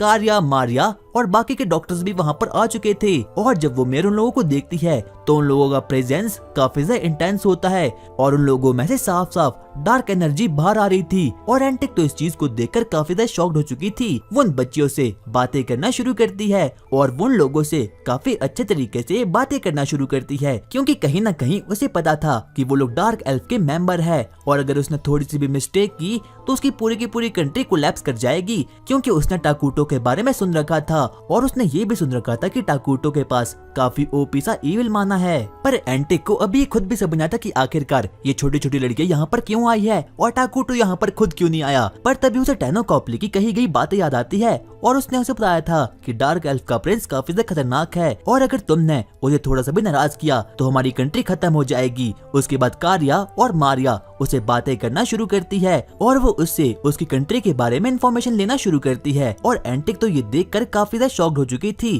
कि इन दोनों बच्चों के पास इतना ब्रेन भी है। पर तभी गायरो उसे बातें करना शुरू करता है और वो उसे बताता है कि आखिरकार वो लोग यहाँ पर क्यों आए हैं और साथ ही साथ में गायरो उसे स्टार फोल्डर यानी कि पेपे के बारे में बताता है। और अब वो समझ चुकी थी कि आखिरकार वो लोग यहाँ पर क्यों आए हैं, इसीलिए एंटिक उन लोगों से और ज्यादा पोलाइट होना शुरू हो चुकी थी। और अब उसके बाद वो उन लोगों को बोलना शुरू करती है, क्यों ना आप लोग एक काम करो, आप लोग मेरे साथ ही मेरी कंट्री घूमने चलो। और उसके बाद एंटिक खुद टूर पर जाती है मारिया और कार्या के साथ। उसके बाद वो लोग बाजार घूमना शुरू करते हैं और वहाँ पर रहते रहते एंटिक कार्या और मारिया को काफी ओपी सी चीजें भी सिखाती है, क्योंकि वैसे भी वो अपनी पर्सनल लाइफ से काफी ज्यादा बोर हो चुकी थी। वो सबसे पहले उन लोगों को कुछ खाना खिलवाती है और टाकुटो इस पूरी की पूरी चीज को अपने सुपरविजन की हेल्प से देख रहा था। और अब फाइनली इवनिंग हो चुकी थी और अब उन लोगों के टूर के खत्म होने का टाइम आ चुका था, इसीलिए मारिया और कार्या वापस से अपने रूम में जाते हैं, जहाँ पर कि वो लोग ड्रैगन टन के बारे में बातें करना शुरू करते हैं। और कार्या ने इस किंगडम के बारे में पहले से ही काफी इन्फॉर्मेशन को कलेक्ट कर दिया था और अब तो उसे ये भी पता चुका था कि जो ड्रैगन टन के लोग हैं वो काफी ज्यादा सहमे सहमे हैं और ना ही तो उनके पास कुछ खाने के लिए बचा है। और वो लोग हमेशा एक ही चीज को सोचे रहते हैं कि कहीं कभी कोई दूसरी कंट्री उन लोगों पर अटैक ना कर दे। पर तभी कार्या मारिया को बोलती है, आखिरकार तुमने इतनी इन्फॉर्मेशन को कैसे कलेक्ट कर दिया। गायरो मारिया की ओर आगे बढ़ता है और उसे एक अजीब सी चीज को दे देता है और ये चीज कार्या ने ही उसे देने को कही थी। जब वो लोग उस पाउच को खोलते हैं तो उसमें से एक अजीब सा फ्लावर बाहर निकलता है और बाद में जाकर उन लोगों को पता चलता है कि जो ये फ्लावर है ये बहुत सी कंट्री में बैन है, क्योंकि ये कोई नॉर्मल फ्लावर नहीं बल्कि नशे वाला फ्लावर है और अभी भी ड्रैगन टन के कुछ लोग इसका यूज कर रहे हैं, यानी कि ये कंट्री पूरी तरह से घटिया है और इसीलिए उन लोगों को इसे कैसे भी करके प्रोटेक्ट करना होगा। और अब अगले दिन वो लोग ड्रैगन वैन यानी कि माइन की ओर आगे बढ़ना शुरू करते हैं, जहाँ पर कि उन लोगों को बहुत से मानव कृष्ण दिखाई देते हैं। वो लोग उन्हें एग्जामिन करना शुरू कर देते हैं, पर तभी पीछे से वहाँ पर एक अजीब सा बंदा आता है जिसका नाम की वेस्टा था और वेस्टा के इरादे बिल्कुल भी ठीक नहीं थे। सबसे पहले वो कार्या और मारिया के पास जाता है और वो उन दोनों को बोलता है कि वो ना तुम मेरे साथ बिजनेस करो। और वो यहाँ पर नशे वाले फूल के बारे में बात कर रहा था और दरअसल बाकी कंट्री में इस फूल की कीमत काफी ज्यादा होती है, इसीलिए वो लोगों को भड़काना शुरू कर देता है। पर कार्या और मारिया ऐसा करने से साफ साफ मना कर देते हैं। पर वेस्टा इस बात से अब काफी ज्यादा चिढ़ चुका था और वो लोगों को बोलना शुरू करता है, अगर तुम लोग मेरे साथ धंधा करोगे तो मायोग्रा काफी प्रॉफिट में रह जाएगा। पर तभी कार्या बोलती है, इसका डिसीजन हम नहीं बल्कि हमारे मास्टर टाकुटो लेते हैं। पर वो जाते जाते उन लोगों को एक लेटर को दे देता है और अगले दिन वो ट्विंस एंटिक से एक बार वापस से मिलते हैं और अब फाइनली उनका टाइम खत्म हो चुका था टूर करने का और वो एंटिक से एक लास्ट बार बातें करना शुरू करते हैं। और अब कार्या और मारिया को ये प्लेस काफी ज्यादा अच्छा लग रहा था, इसीलिए वो लोग टाकुटो को सब कुछ बताने के लिए वहाँ से निकलने वाले थे। पर तभी पीछे से वहाँ पर वेस्टा वहाँ पर आ चुका था और टाकुटो तो इस पूरी चीज को अपने सुपरविजन की हेल्प से देख पा रहा था और उसे एंटे के माउंटेन्स काफी ज्यादा पसंद आते हैं। पर तभी पीछे से वहाँ पर वेस्टा और उसके कुछ आदमी आते हैं और अब उन लोगों का एक ही एम था कि उन लोगों को कैसे भी करके ट्विंस को किडनैप करके फिरौती की रकम मारनी है। पर तभी एंटिक वहाँ पर खड़ी होती है और वो काफी ज्यादा गुस्से में आ चुकी थी और इस बार तो वेस्टा फुल तैयारी करके आया था और वो एक इंजेक्शन लाता है जिसमें कि उसी नशे वाले फूल का सॉल्यूशन बना था। पर तभी वो डॉक्टर कौवे वहाँ पर आ चुके थे वेस्टा से निपटने के लिए। सबसे पहले वो लोग अपनी पावर का यूज करते हैं और एक ही झटके में उन तीनों को खत्म कर देते हैं। सबसे पहले वो डॉक्टर कौवे उसे वार्निंग देते हुए अपने चाकू को उसकी ओर फेंकते हैं, पर वेस्टा अभी भी बिल्कुल भी नहीं मानता। इतने में ही मारिया एक बार वापस से खड़ी होती है और अब वो काफी ज्यादा गुस्से में आ चुकी थी। पर तभी हम लोग टाकुटो को देखते हैं जो कि इस पूरी सिचुएशन को अपने सुपरविजन से देख रहा था और उसके साथ में एक ऑटो खड़ी थी। पर तभी पीछे से वहाँ पर एमिली आती है और वो लोगों से पूछना शुरू करती है, आखिरकार आपने उन डॉक्टर्स को क्यों भेजा, क्योंकि वो तो बस ह्यूमन को हील ही कर सकते हैं। पर ऐसा बिल्कुल भी नहीं था, क्योंकि वो डॉक्टर्स ह्यूमन को हील तो कर ही सकते हैं, पर साथ साथ में ही वो लोग काफी कमाल के वॉरियर्स भी है। इसीलिए वो डॉक्टर कौवे सबसे पहले अपने रोब को हटाते हैं और वो काफी ज्यादा खूंखार लग रहे थे। और अब उसके बाद वो लोग वेस्टर्स के साथियों को एकदम काट कर रख देते हैं और यहाँ तक कि एंटिक भी उन लोगों को देखकर काफी ज्यादा डर चुकी थी। उसका पूरा का पूरा ऑफिस खून से एकदम लाल हो चुका था, यहाँ तक कि वो बेचारी अब कुछ बोल भी नहीं पाती। पर मारिया उसे बोलती है, अरे कोई बात नहीं, हम तुम्हें पैसे दे देंगे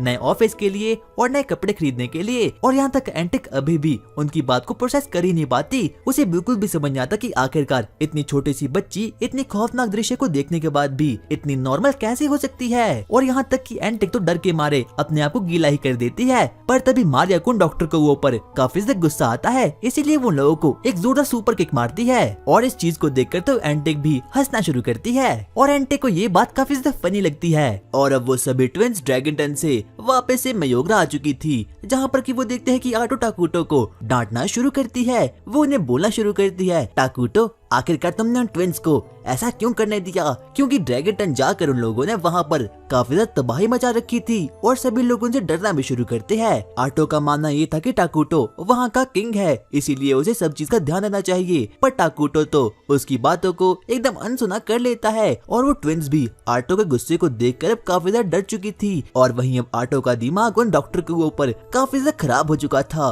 वो उन्हें बोलना शुरू करती है, आखिरकार तुम्हें वहाँ जाकर खून खराबा करने की क्या जरूरत थी। और अब डॉक्टर को वो भी काफी ज्यादा घबरा चुके थे, लेकिन फिर भी वो अपनी गलतियों को बिल्कुल भी नहीं मानते।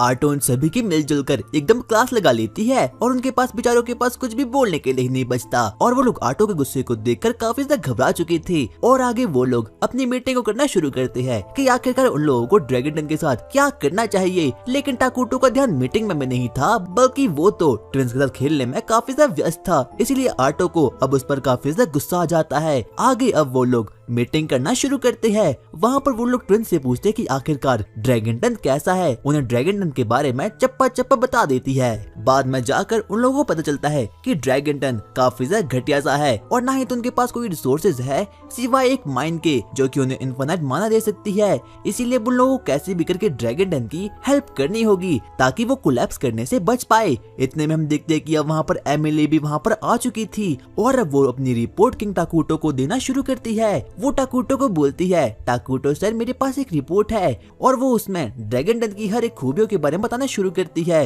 बाद में जाकर टाकुटो और बाकी लोगों को पता चलता है कि जो ड्रैगन टन है वो इस बारी काफी ज्यादा डिस्ट्रक्शन मचा रहा है, यानी कि उस पर बहुत से गॉब्लिन्स और बहुत से जायंट मॉन्स्टर अटैक कर रहे हैं। लेकिन तभी जिया कहता है ड्रैगन टन को बारबेरियंस और गॉब्लिन से कोई भी खतरा नहीं है, बल्कि खतरे की बात तो हिल जायंट है और हिल जायंट एक एस रैंक के मॉन्स्टर होते हैं। तो वो लोग डिसाइड करते हैं कि उन लोगों को कैसे भी करके ड्रैगन टन की हेल्प करनी होगी। पर सबसे बड़ा सवाल ये आता है कि आखिरकार वहाँ पर उन लोगों की मदद करने के लिए वहाँ पर जाएगा कौन, क्योंकि मायोग्रा के पास खुद भी अपनी सोल्जर पावर अभी बिल्कुल भी मौजूद नहीं है। और अगर उन लोगों ने गलती से भी फार्मर्स को सोल्जर की जगह ले गया तो उनका किंगडम भी खुद कोलैप्स कर जाएगा। लेकिन तभी ऑटो टाकुटो को बोलती है, टाकुटो वहाँ पर मैं जाऊंगी और हर एक आदमी को वहाँ पर खत्म कर लूंगी। और अब टाकुटो भी काफी ज्यादा खुश हो चुका था, क्योंकि उसे कहीं ना कहीं पता था कि ऑटो के पास काफी ज्यादा इंसान अमाउंट में आना है और वो एक ही झटके में सभी को खत्म कर लेगी और इससे होगा ये कि मायोग्रा की डेवलपमेंट भी जारी रहेगी। और वहाँ पर बुढ़ाऊ एल्फ भी अपना मुद्दा रखता है कि उन लोगों को कैसे भी करके हीरो को समन करना होगा, क्योंकि अगर आटो उनके किंगडम में नहीं रहेगी तो हो सकता है कि बाकी के राज्य उन लोगों पर अटैक कर दे, जिसकी वजह से कि अब उनकी डेवलपमेंट खतरे में आ सकती है। और अब टाकुटो भी फाइनलाइज कर देता है कि वो लोग कैसे भी करके अपनी नए डिफेंस हीरो को समन कर देंगे, जिसका नाम की ईस्ला है। इसीलिए अब वो लोग आगे बढ़ना शुरू करते हैं। सबसे पहले वो लोग अपने कैसल के बाहर जाते हैं और टाकुटो को ये लाइफ काफी ज्यादा पसंद आती है, क्योंकि अपनी पुरानी लाइफ में उसके पास कोई भी दोस्त नहीं थे, पर इस वाली लाइफ में वो साक्षात किंग बन चुका है और अब उसके पास काफी दोस्त भी है। और अब वो लोग आगे जाते हैं जहाँ पर कि सबसे पहले वो लोग रिचुअल को परफॉर्म करते हैं ताकि वो लोग अपनी नई हीरो को समन कर पाए। टाकुटो वहाँ रहकर अपने मंत्रों को बोलना शुरू करता है, पर तभी आटो टाकुटो से अपनी टेलीपैथी से बातें करना शुरू करती है। वो उसे बोलना शुरू करती है, टाकुटो क्या तुम्हें पता है कि आखिरकार नए हीरो का बिहेवियर कैसा रहेगा, क्योंकि उन लोगों को इस बात का डर था कि कहीं नया हीरो उनके किंगडम को ही डिस्ट्रॉय ना कर दे। पर टाकुटो को फुल यकीन था कि वो ऐसा कुछ भी नहीं करेगी। उन लोगों ने एक जगह पर बहुत से रिसोर्सेज और मैजिकल फ्रूट्स को कलेक्ट कर दिया था और अब टाकुटो वहाँ पर मंत्र बोलना शुरू करता है। अचानक से वहाँ पर एक बहुत बड़ा हीरो समन हो चुका था और ये कोई और नहीं बल्कि ईस्ला ही है। जैसे ही वो वहाँ पर समन होती है, सबसे पहले वो बहुत तेज गुहार मारती है। सभी लोग जिस चीज को देखकर काफी ज्यादा डर चुके थे, लेकिन तभी ईस्ला टाकुटो की ओर आगे बढ़ती है और वो उसके आगे झुक जाती है और वो उसे बोलती है, मास्टर मुझे आप अभी भी याद हो। और टाकुटो इस बात को देखकर काफी ज्यादा शॉक्ड हो चुका था। ईस्ला को टाकुटो अभी भी याद है, क्योंकि वही एक लौता हीरो था जो कि उसकी फुल पोटेंशियल पावर तक यूज कर पाया था। और अब फाइनली मायोग्रा को उसकी नई डिफेंस हीरो मिल चुकी थी। और आगे हम देखते हैं कि आटो बाकी सोल्जर के साथ ड्रैगन टन की ओर आगे बढ़ना शुरू करती है और अब टाकुटो भी टेंशन फ्री हो चुका था, क्योंकि अब उन लोगों ने फाइनली एक हीरो को तो समन कर दिया था और अब आटो भी वहाँ से जा चुकी थी। पर जाने से पहले वो लोग थोड़ा बहुत प्यार मस्ती कर लेते हैं और अब आटो भी टाकुटो को बाय बोलकर वहाँ से भग जाती है, पर उसका बिल्कुल भी मन नहीं था टाकुटो को छोड़कर जाने का। इतने में ही ईस्ला टाकुटो को बोलती है, मास्टर अब मैं आपका ख्याल रखूंगी। आगे हम टाकुटो को देखते हैं जो कि दोपहर के समय घोड़े बेचकर आराम से सो रहा था, लेकिन तभी वहाँ पर ईस्ला आती है और वो उसे बोलती है, किंग आपको ऐसा नहीं सोना चाहिए, आप तो एक नंबर के आलसी हो। आपकी जनता बहुत मेहनत कर रही है, अगर आप ऐसे ही सोते रहोगे तो आपका किंगडम कोलैप्स कर जाएगा। और ना चाहते हुए भी नल्ले टाकुटो को वापस से उठना पड़ता है और अब तो वहाँ पर ट्विंस भी आ चुकी थी। ट्विंस सबसे पहले ईस्ला को पूरे किंगडम का दायरा करवाती है ताकि वो भी इस किंगडम में ढल सके। पर तभी टाकुटो के सामने अब वहाँ पर एमिली आती है और वो उसे अपने रिपोर्ट को दिखा देती है। और ये पहली बार था कि जब टाकुटो किसी से अकेले में बात कर रहा था, क्योंकि वो एक नंबर का इंट्रोवर्ट और फट्टू किस्म का आदमी था। और वहीं ट्विंस ईस्ला को किंगडम का दायरा करवा रही थी और उसे भी ये किंगडम काफी ज्यादा पसंद आता है। लेकिन तभी दौड़ते दौड़ते उनके सामने एमिली वहाँ पर आती है और वो अपना दुख लोगों को बताती है। वो उन्हें बोलती है, अरे नहीं, फिर से जिया हमारे रिसोर्सेज को तोड़ रहा है। लेकिन तभी ईस्ला बोलती है, डरने की कोई बात नहीं, मैं इसे संभाल लूंगी। और वहीं हम लोग जिया और कुछ सोल्जर को देखते हैं और जिया अपनी पावर को फ्लेक्स करने के चक्कर में हर एक चीज को तोड़े जा रहा था और अब उन लोगों के पास रिसोर्सेज की काफी ज्यादा कमी आ चुकी थी। लेकिन तभी वहाँ पर ईस्ला आती है, देखो बच्चे, हमारे पास रिसोर्सेज की बहुत कमी है, इसीलिए तुम्हें ऐसा नहीं करना चाहिए। और अब जिया भी इस बात को समझ चुका था। आगे हम देखते हैं कि ईस्ला को किंगडम मायोग्रा काफी ज्यादा पसंद आता है। रात के समय जब सभी लोग सो रहे थे तो अकेली ईस्ला डिफेंस हीरो होने के तौर पर पेट्रोलिंग करना शुरू करती है। लेकिन तभी उसे वहाँ पर रोने की आवाज आती है, जहाँ पर कि वो एक बार वापस से ट्विंस से मिलती है। कार्य उसे बताती है कि उन लोगों की मदर नहीं है, इसीलिए वो लोग हर रात काफी ज्यादा अकेला फील करते हैं। ईस्ला उन लोगों के इमोशंस को समझती है और वो उन्हें बोलती है, आज से मैं तुम्हें मदर का प्यार दूंगी। और अब वो लोग भी काफी ज्यादा खुश हो चुके थे। अगले दिन ईस्ला टाकुटो के पास जाती है और वो उसे बताती है कि उन लोगों को मायोग्रा किंगडम में एक स्कूल को बनाना चाहिए, क्योंकि वहाँ के सभी बालक और बालिका एक नंबर के नल्ले हैं। और वो उसे पूछना शुरू करती है कि आखिरकार आटो इस वक्त क्या कर रही है। और वो लोग आटो के बारे में बातें करना शुरू करते हैं। सबसे पहले टाकुटो अपनी टेलीपैथी का यूज करके आटो के विजन को देखता है और जहाँ पर कि हम आटो को देखते हैं और जो भी मॉन्स्टर्स ड्रैगन टन पर अटैक रहे थे, और आटो लोगों को अपने टेंटिकल्स की हेल्प से एक के बाद एक करके मारना पीटना शुरू करती है। एंटिक के तो ये देखकर पसीने ही छूट जाते हैं और वो बोलती है, अरे आप तो काफी ज्यादा स्ट्रॉन्ग हो। और वो ऑटो की इस पावर को देखकर काफी ज्यादा डर चुकी थी, इसलिए वो वापस से अपने महल के अंदर जाती है। ऑटो को काफी ज्यादा अच्छा लगता है क्योंकि उसने फाइनली किसी की तो हेल्प कर दी थी। और अब एंटिक ऐसा कहने के बाद अब वहाँ से निकल जाती है। आगे हम एंटिक को देखते हैं जो कि ट्विन से बातें करना शुरू करती है और यहाँ तक कि ऑटो का पावर लेवल काफी ज्यादा स्ट्रॉन्ग था, जिसकी वजह से कि अब ड्रैगन का डिफेंस काफी ज्यादा स्ट्रॉन्ग बन चुका है। पर ऑटो अपने मन में सिर्फ और सिर्फ एक ही बात को सोचती है कि उसे कैसे भी करके टाकुटो के पास जाकर उसकी स्वॉर्ड प्लॉट को डेवलप करना है। आगे हम देखते हैं कि ऑटो और मॉल्टर आपस में बातें करना शुरू करते हैं। वो लोग सोचते हैं कि आखिरकार वो लोग कैसे अपने डिफेंस को और ज्यादा स्ट्रॉन्ग बनाएंगे। लेकिन तभी ऑटो को पेप्पे की कही गई बातें याद आती है। जब पेप्पे ने ऑटो को देखा था तो वो बोलना शुरू करता है, ओए ये तो एकदम ऑक्टोपस जैसी है। और इस बात को सुनकर वो थोड़ा बहुत एम्बैरेस फील करना शुरू करती है। आगे वो लोग आपस में बातें करना शुरू करते हैं क्योंकि धीरे धीरे करके उन लोगों पर काफी चीजें अटैक कर रही है। वो लोग बातें कर रहे थे लेकिन उसी बीच उन लोगों को किसी अजीब सी प्रेजेंस का फील होता है और वो लोग ये देखकर काफी ज्यादा डर चुके थे। इतने में ही एंटिक दौड़ते दौड़ते ऑटो के पास आती है और वो उन लोगों को बोलती है, हिल जायंट्स हम पर अटैक कर रहे हैं। लेकिन तभी ऑटो से बोलती है, कोई बात नहीं, टेंशन लेने की कोई भी जरूरत नहीं है क्योंकि हम लोगों ने खत्म कर लेगी। और अब मॉल्टर भी काफी ज्यादा सोच में पड़ चुका था और ऑटो अकेले ही उनसे भिड़ने के लिए वहाँ पर निकल चुकी थी। मॉल्टर अपने मन में सोचता है कि वो काफी ज्यादा बूढ़ा तो हो चुका है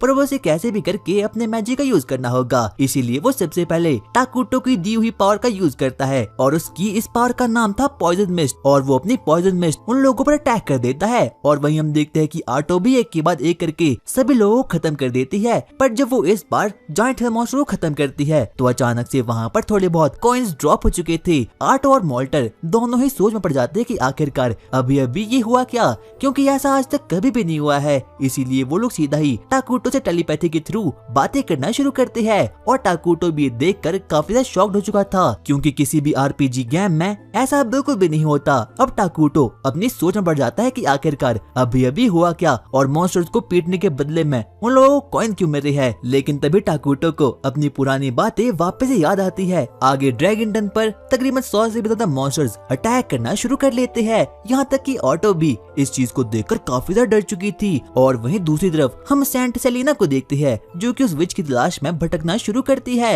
वो लोग आगे बढ़ना शुरू करते हैं और अब वो लोग एक एबंडेंट विलेज में पहुंच चुके थे। जैसे ही वो लोग आगे पहुंचते अचानक से सेंट सेलिना के सभी सोल्जर एक झटके में ही खत्म हो चुके थे और वहाँ पर अब वो विच भी आ चुकी थी। वो सेंट सेलिना को देखकर काफी ज्यादा एक्साइटमेंट में आ चुकी थी और वो उसे बोलना शुरू करती है, सेलिना हमारी मुलाकात बहुत सालों के बाद हो रही है, क्या तुम मुझे देख के खुश नहीं हो। और वो विच एक नंबर की पागल थी, उसे तो कैसे भी करके सेंट सेलिना को मारना था क्योंकि पहले ही सेंट सेलिना उसे तकरीबन 17 बार खत्म कर चुकी थी पर उसे अपनी पास्ट की मेमोरीज बिल्कुल भी कोई याद नहीं रहती। इसीलिए वो सेंट सेलिना को एक बार वापस से चुनौती दे देती है। अचानक से वो विच अपनी पावर का यूज करती है और बाकी के सभी सोल्जर एक बार वापस से रिवाइव हो चुके थे। वो सभी सोल्जर सेंट सेलिना पर अटैक करना शुरू कर देते हैं। लेकिन तभी हम देखते हैं कि सेंट सेलिना अपनी इन्फर्नो स्पेल का यूज करके उन सभी सोल्जर को मुक्ति दे देती है। और अब उसके बाद सेंट सेलिना अपने स्टाफ की हेल्प से उस विच को खत्म कर देती है और अब सेंट सेलिना ने उस विच को तकरीबन 8 बार खत्म कर लिया है। और वहीं हम देखते हैं कि टाकुटो और ऑटो आपस में बातें करना शुरू करते हैं। टाकुटो ऑटो को बताता है, मुझे लगता है कि 2 गेम मर्ज हो चुकी है, यानी कि इटर्नल नेशंस और ब्रेव क्वेस्ट, और ये 2 गेम बचपन से ही टाकुटो खेलता रहा है, यानी कि ऐसा समझो कि फ्री फायर और पबजी एकदम मिक्स हो चुकी है। और अब फ्री फायर के प्लेयर्स पबजी में जा सकते हैं और पबजी के प्लेयर्स अब फ्री फायर में जा चुके हैं। और अब उन लोगों को समझ आ चुका है हर एक मॉन्स्टर की मौत के बाद उन लोगों को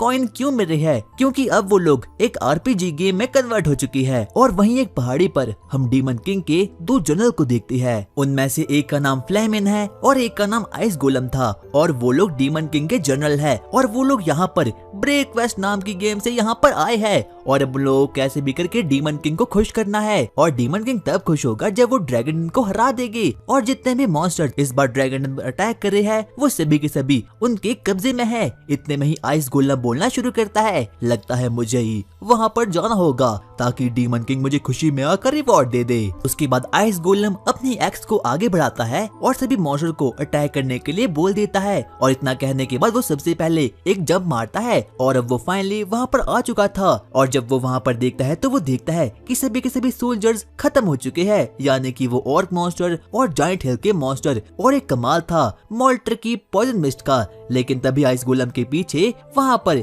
एक मेज भी आ चुका था और जो कि डीमन किंग आर्मी का ही एक हिस्सा था। लेकिन तभी आटो वहाँ पर आती है और अपने एक टेंटिकल से उस मेज को खत्म कर लेती है, लेकिन वो आइस गोलम अभी भी मॉल्टर की मिस्ट से इम्यून था, इसीलिए उसे कोई भी फर्क नहीं पड़ता। और जब वो आटो को अपने सामने देखता है तो वो उसे बोलता है, आखिरकार तुम कौन हो, मैं तुम्हें खत्म कर लूंगा। लेकिन तभी आटो उसे कहती है, मैं वो हूँ जो तुम्हें खत्म करेगी। और ये देखकर तो वो आइस गोलम भी काफी ज्यादा डर चुका था और अब वो लोग आपस में बैटल करने के लिए बिल्कुल तैयार हो चुके थे। और वहीं हम लोग बाकी ऑर्क मॉन्स्टर को देखते हैं जो कि अभी भी ड्रैगन डन पर अटैक करे थे और ये देखकर एंटिक की एकदम फट चुकी थी। लेकिन तभी पीछे से वहाँ पर मॉल्टर आता है और वो उसे बोलता है, आप लोगों को डरने की कोई भी जरूरत नहीं, क्योंकि हमारी टीम उन्हें खत्म कर लेगी। और अब एंटिक को भी थोड़ा बहुत दिलासा आ चुका था। वहीं हम देखते हैं कि आटो उसे भिड़ना शुरू कर देती है और आटो को तो वो आइस गोलम एक नंबर का तुच्छ प्राणी लग रहा था, क्योंकि उसे अपने ऊपर पूरा विश्वास था। सबसे पहले आटो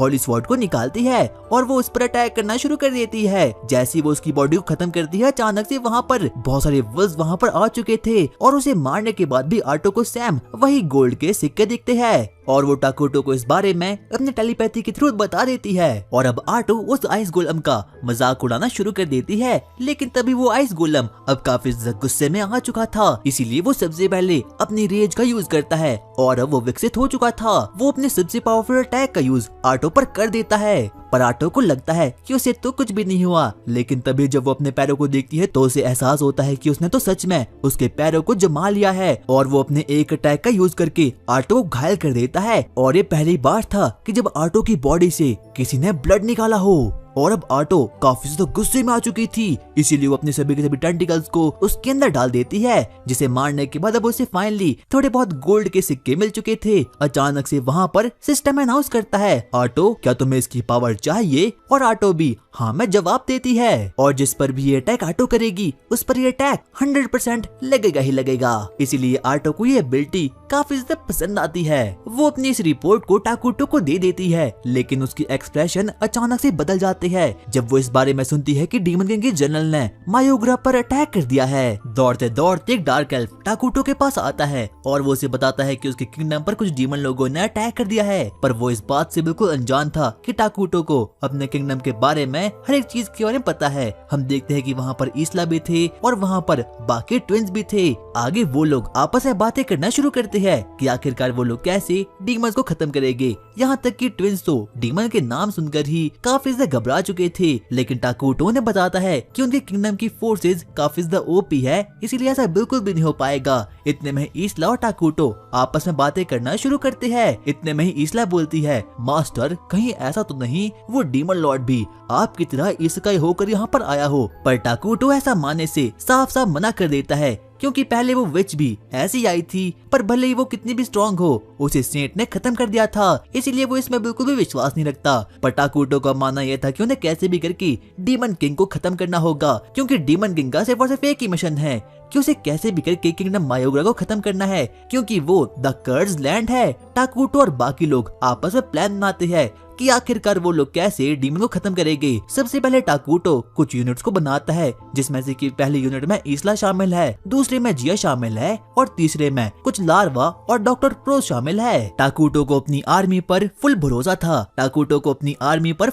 था कि वो एक एक करके हर एक डीमन को और हर एक ऑर्क को खत्म कर लेगी। आगे ईस्ला आगे बढ़ना शुरू करती है। वो फाइनली चेक पॉइंट तक पहुंच चुकी थी और जो कोई भी लार्वा होते हैं ये भी ईस्ला के ही कुछ बच्चे होते हैं और ये लोग भी काफी ज्यादा पावरफुल थे। सबसे पहले वो लोग एक स्ट्रेटजी को बनाते हैं कि आखिरकार वो लोग डीमन और ऑर्क को खत्म कैसे करेगी। और अब साथ ही साथ में डार्क एल्व्स भी काफी ज्यादा एग्रेसिव हो चुके थे। एमिली सबसे पहले टेलीपैथी के थ्रू टाकुटो से बातें करना शुरू करती है और टाकुटो उन लोगों को बताता है कि आखिरकार वो लोग कैसे बाकी लोगों को खत्म करने वाले हैं। हम देखते हैं कि अब कुछ डीमन और ऑर्क उन लोगों के देश पर अटैक कर देते हैं, पर टाकुटो तो एकदम चिल मारा था क्योंकि उसे पता था कि उसके किंगडम में एक हीरो है, इसीलिए सभी लोग सेफ रहेंगे। और यहाँ तक कि उन लोगों की कंट्री पर कुछ डीमन लॉर्ड के जनरल ने भी अटैक कर दिया है। टाकुटो इसला को ऑर्डर देता है कि उन लोगों को अलग अलग रहकर फाइट करनी होगी क्योंकि वो डीमंस काफी ज्यादा शक्तिशाली है। और अब टाकुटो भी अपने प्लेस को ले लेता है और अब इसला भी फाइनली उस जगह जा चुकी थी और बाकी के लार्वास भी अब टाकुटो की बात मानना शुरू करते हैं। वो लोग अब कैसे भी करके उन डीमंस को खत्म करने वाले हैं और अब तो वो सभी लार्वा भी पूरे किंगडम में कहीं तहस नहस हो चुकी है। उनका बस एक ही मकसद है कि उन लोगों को कैसे भी करके अपने मालिक यानी कि टाकुटो को सर्व करना है। और वहीं हम लोग जंगल के दूसरे कोने में डीमन किंग की आर्मी को देखते हैं और ये कोई और नहीं बल्कि फ्लेवन के ही चंटर बंटर गैंग थे। वो लोग आगे बढ़ना शुरू करते हैं ताकि वो लोग कैसे भी करके टाकुटो के कैसल को पकड़कर उसे आग जला ले। वो लोग आपस में बातें करना शुरू करते हैं, लेकिन तभी उनके सामने एक बहुत बड़ा ऑर्क मॉन्स्टर दिखाई देता है, लेकिन वो देखने में काफी ज्यादा भद्दा था क्योंकि उसके अंदर इसला के लार्वा जो थे वो एक के बाद एक करके उस पर फटना शुरू कर देते हैं। लेकिन वो लोग जैसे तैसे करके अपनी जान को बचा लेते हैं, लेकिन तभी इसला बहुत ही क्रीपी वे में पेड़ से नीचे आना शुरू करती है और वो उन्हें बोलती है तो वो तुम ही हो जिसने हम पर अटैक किया। और अब वो काफी ज्यादा एग्रेसिव हो चुकी थी, लेकिन तभी वहाँ पर डीमन किंग का एक जनरल वहाँ पर आ चुका था जिसका नाम की फ्लेमिन था और वो इसला से बातें करना शुरू करता है। कहीं ना कहीं उसे पता चुका था कि जो इसला है वो काफी ज्यादा पावरफुल है, पर वो फिर भी पीछे नहीं हटता और इसला पर एक के बाद एक करके फायरबॉल मारना शुरू करता है, लेकिन इसला बड़ी आराम से उसे डॉज कर लेती है। और वहीं हम टाकुटो को देखती है जो कि अपने किंगडम पर हो रही डिस्ट्रक्शन को दूर से देख रहा था, एकदम क्लैश ऑफ क्लैन जैसा। बस उसने अपने ट्रूप्स को डिप्लॉय कर दिया है और वो वेट कर रहा है कि आखिरकार वो लोग डीमन जनरल्स और बाकी लोग कब खत्म करेंगे। और वहीं हम लोग फ्लेमिन को देखते हैं जिसने कि इसला पर चार्ज कर दिया है। उसके पास अग्नि शक्ति की पावर है। फ्लेमिन अपने मन के अंदर बोलता है अग्नि शक्ति देगी मुक्ति और वो उस पर अटैक कर देता है। इसला भी काफी ज्यादा ओपी थी, लेकिन तभी हम देखते हैं कि इसला अपने लार्वा से उस पर अटैक कर देती है, पर फ्लेविन के पास भी काफी ओपी सी पावर थी, इसीलिए वो उसके सामने बिल्कुल भी टिक नहीं पाता। और इसला तो एक टाइम पर ही फ्लेमिन से भी और बाकी और मॉन्स्टर से भी लड़ना शुरू कर देती है और अब फ्लेमिन के पास कोई भी पावर नहीं बचती, इसीलिए वो उसकी माइंड वॉश करने को सोचता है। वो उसे बोलता है अरे टाकुटो तुमसे भी नल्ला है, उसके पास कोई भी पावर नहीं है, इसीलिए मेरे पास तुम्हारे लिए एक ऑफर है, हमारे साथ जुड़ जाओ। जिस बात को सुनकर कि इसला अब काफी ज्यादा गुस्से में आ चुकी थी और वो उस पर अटैक कर देती है। और अब तो फ्लेमिन भी काफी ज्यादा विकसित हो चुका था। वो अपने मेगा फायरबॉल का यूज करके इसला पर मार देता है, लेकिन तभी इसला ककून में शिफ्ट हो जाती है और वो उसे अपने बैरियर के तौर पर यूज करती है। और फ्लेमिन अभी भी नहीं रुकता, वो इसला पर फायरबॉल जुत्सु का यूज करता है, लेकिन तभी इसला काफी ज्यादा गुस्से में आ चुकी थी और वो अपने एक हाथ से उसे बीच में से ही काट डालती है। और अपने आखिरी पलों में फ्लेमिन को डीमन किंग की याद आती है, लेकिन तभी सिस्टम की ओर से एक नोटिफिकेशन आती है और अब इसला टाकुटो से बातें नहीं कर पाती। लेकिन तभी हम देखते हैं कि अब वहाँ पर इसला के लार्वास और अब वहाँ पर ट्विंस भी आ चुके थे और ट्विंस तो फ्लेमिन की बॉडी को देखकर काफी ज्यादा डर चुके थे। अचानक से फ्लेमिन की मरी हुई बॉडी मुस्कुराना शुरू कर देती है और वहीं टाकुटो इन सभी चीजों को देखकर काफी ज्यादा शॉक्ड हो चुका था। वहीं हम देखते हैं कि ट्विंस की हालत भी ये देखकर बहुत बुरी हो चुकी थी। उन्हें बिल्कुल भी समझना था कि आखिरकार उन्हें इस वक्त करना क्या चाहिए। इतने में हम देखते हैं कि फ्लेमिन एक बार वापस से हंसना शुरू करता है। इतने में ही इसला अपने मैजिक को एक्टिवेट करके ट्विंस को प्रोटेक्शन देने की कोशिश करती है और टाकुटो तक भी एक मैसेज आ चुका था और अब ना ही तो वो लोग अपने विजन को शेयर कर पा रहे थे और ना ही तो किसी नोटिफिकेशन को, और जिस बात को देखकर वो सभी लोग काफी ज्यादा डर चुके थे। इतने में हम देखते हैं कि जो भी इसला के लार्वा होते हैं वो डर के मारे वहाँ से भाग जाते हैं। किसी को भी समझ नहीं आता कि आखिरकार अभी अभी ये हुआ क्या। यहाँ तक कि हम देखते हैं कि इसला भी उस चीज की प्रेजेंस को देखकर काफी ज्यादा डर चुकी थी, इसीलिए वो जल्दी से ट्विंस के पास जाती है ताकि वो उसे वापस से मायोग्रा वापस ले पाए। वो अपने परों को निकालती है और ट्विंस को लेकर वहाँ से उड़ना शुरू करती है, लेकिन जब वो अपने सामने देखती है तो वहाँ पर तो वही फ्लेमिन की बॉडी रखी हुई थी। बाद में जाकर उन लोगों को पता चलता है कि वो तो बस गोल गोल बस ट्रैवल करते जा रहे थे, यानी कि उन लोगों पर किसी ने ट्रैप मैजिक की एबिलिटी का यूज कर दिया है। इसला काफी ज्यादा गुस्से में आ चुकी थी, इसलिए वो फ्लेमन पर अपने साइथर विंग से अटैक करना शुरू करती है, पर उस पर इसका कुछ भी फर्क नहीं पड़ता। यहाँ तक कि फ्लेमन के बाहर एक अजीब सा बैरियर अटैच हो चुका था और अब ना ही तो इसला के अटैक उस तक पहुँच पा रहे थे। फ्लेमन जोर जोर से हंसना शुरू करता है और टाकुटो बेचारा कुछ भी देख नहीं पाता। उसे बिल्कुल भी समझ आता कि आखिरकार उसके किंगडम में अभी अभी हो क्या रहा है, पर कहीं न कहीं उसे एहसास हो चुका था कि कुछ तो गलत होने वाला है। हम देखते हैं कि इसला काफी ज्यादा गुस्से में आ चुकी थी। वो ट्विंस इसला से बातें करना शुरू करती है और अब तो वो लोग यहाँ पर ट्रैप हो चुके थे और अब वो लोग यहाँ से बाहर भी नहीं जा सकते। इसला एक बार वापस से फ्लेमन की बॉडी को मारना शुरू करते हैं, लेकिन तभी हम देखते हैं कि उन सभी के चारों ओर एक अजीब सा रेड ऑरा घिर चुका था, जिससे कि वो सभी लोग अब पैरालाइज्ड हो चुके थे। उनकी बॉडी अब उनके कंट्रोल में नहीं रहती, इसलिए ट्विंस फ्लेमन की ओर आगे बढ़ना शुरू करते हैं। इसला ये देखकर काफी ज्यादा गुस्से में आ चुकी थी। वो अपनी फुल पावर का यूज करती है ताकि वो ट्विंस को रोक सके, पर वो ऐसा बिल्कुल भी नहीं कर पाती क्योंकि वो रेड ऑरा काफी ज्यादा ओपी था। वो ट्विंस आगे आगे बढ़ना शुरू करती है और इसला बेचारी कुछ भी नहीं कर पाती। वो अपनी फुल स्ट्रेंथ का यूज करती है उन ट्विंस को बचाने के लिए, पर वो ऐसा बिल्कुल भी नहीं कर पाती। यहाँ तक कि उसकी पूरी बॉडी अब शैटर होना भी शुरू हो चुकी थी, पर फिर भी उससे कुछ भी नहीं होता। यहाँ तक कि फ्लेमन उसकी तारीफ भी करता है कि इसला के पास काफी पावर है, पर फ्लेमन जोर जोर से बोलना शुरू करता है। वो टाकुटो को भी पहचानता था। वो बोलना शुरू करता है, टाकुटो, ये जो कुछ भी हो रहा है ये सिर्फ और सिर्फ तुम्हारी वजह से हो रहा है। और टाकुटो भी इस बात को देखकर काफी ज्यादा डर चुका था। इतने में हम देखते हैं कि फ्लेमन अपनी पावर का यूज करके वहाँ पर एक बहुत बड़ा मेगा एक्सप्लोजन वहाँ पर कर देता है। हम कार्या और मारिया की पास्ट की मेमोरी को देखते हैं, जबकि वो लोग रात के समय एक ट्री पर बैठे हुए थे और चांद को देख रहे थे। उन लोगों की मदर पहले ही मर चुकी थी और इसीलिए उन लोगों ने इसला को ही अपनी नई मदर के रूप में मान लिया था और अब वो काफी ज्यादा खुश होने लगी थी। और अब हम लोग वापस से प्रेजेंट में आते हैं। कार्या और मारिया जैसी अपनी आंखें खोलते हैं, अचानक से उन लोगों के फेस पर कुछ अजीब सी ब्लड की बूंदें गिरती है और ये किसी और की नहीं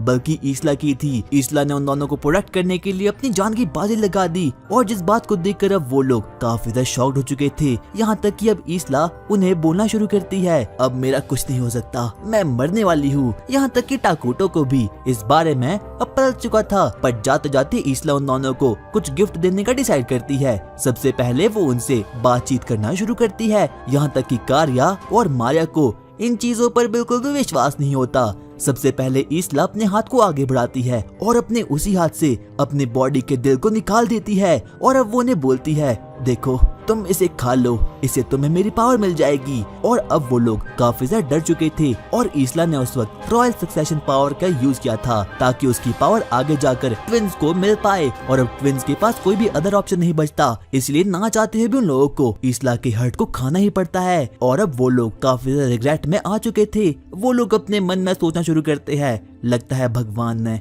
हमें कभी भी खुशियाँ दी ही नहीं। और वहीं दूसरी तरफ हम आर्टो और एल्गर को देखते हैं जो कि लगातार बस गॉब्लिन से भिड़ना शुरू करते हैं। लेकिन तभी लड़ते वक्त आर्टो को एहसास होता है कि कहीं इसला गायब हो चुकी है। तब जाकर उसे पता चलता है कि जो इसला है अब वो इस वर्ल्ड में नहीं रही। पर तभी टाकुटो आर्टो से कांटेक्ट करता है और उसे इस बारे में बता देता है और जो कुछ भी वहाँ हुआ उस बारे में भी आर्टो को बता देता है। और अब वो लोग इस बात को सुनकर काफी ज्यादा दुखी हो चुके थे।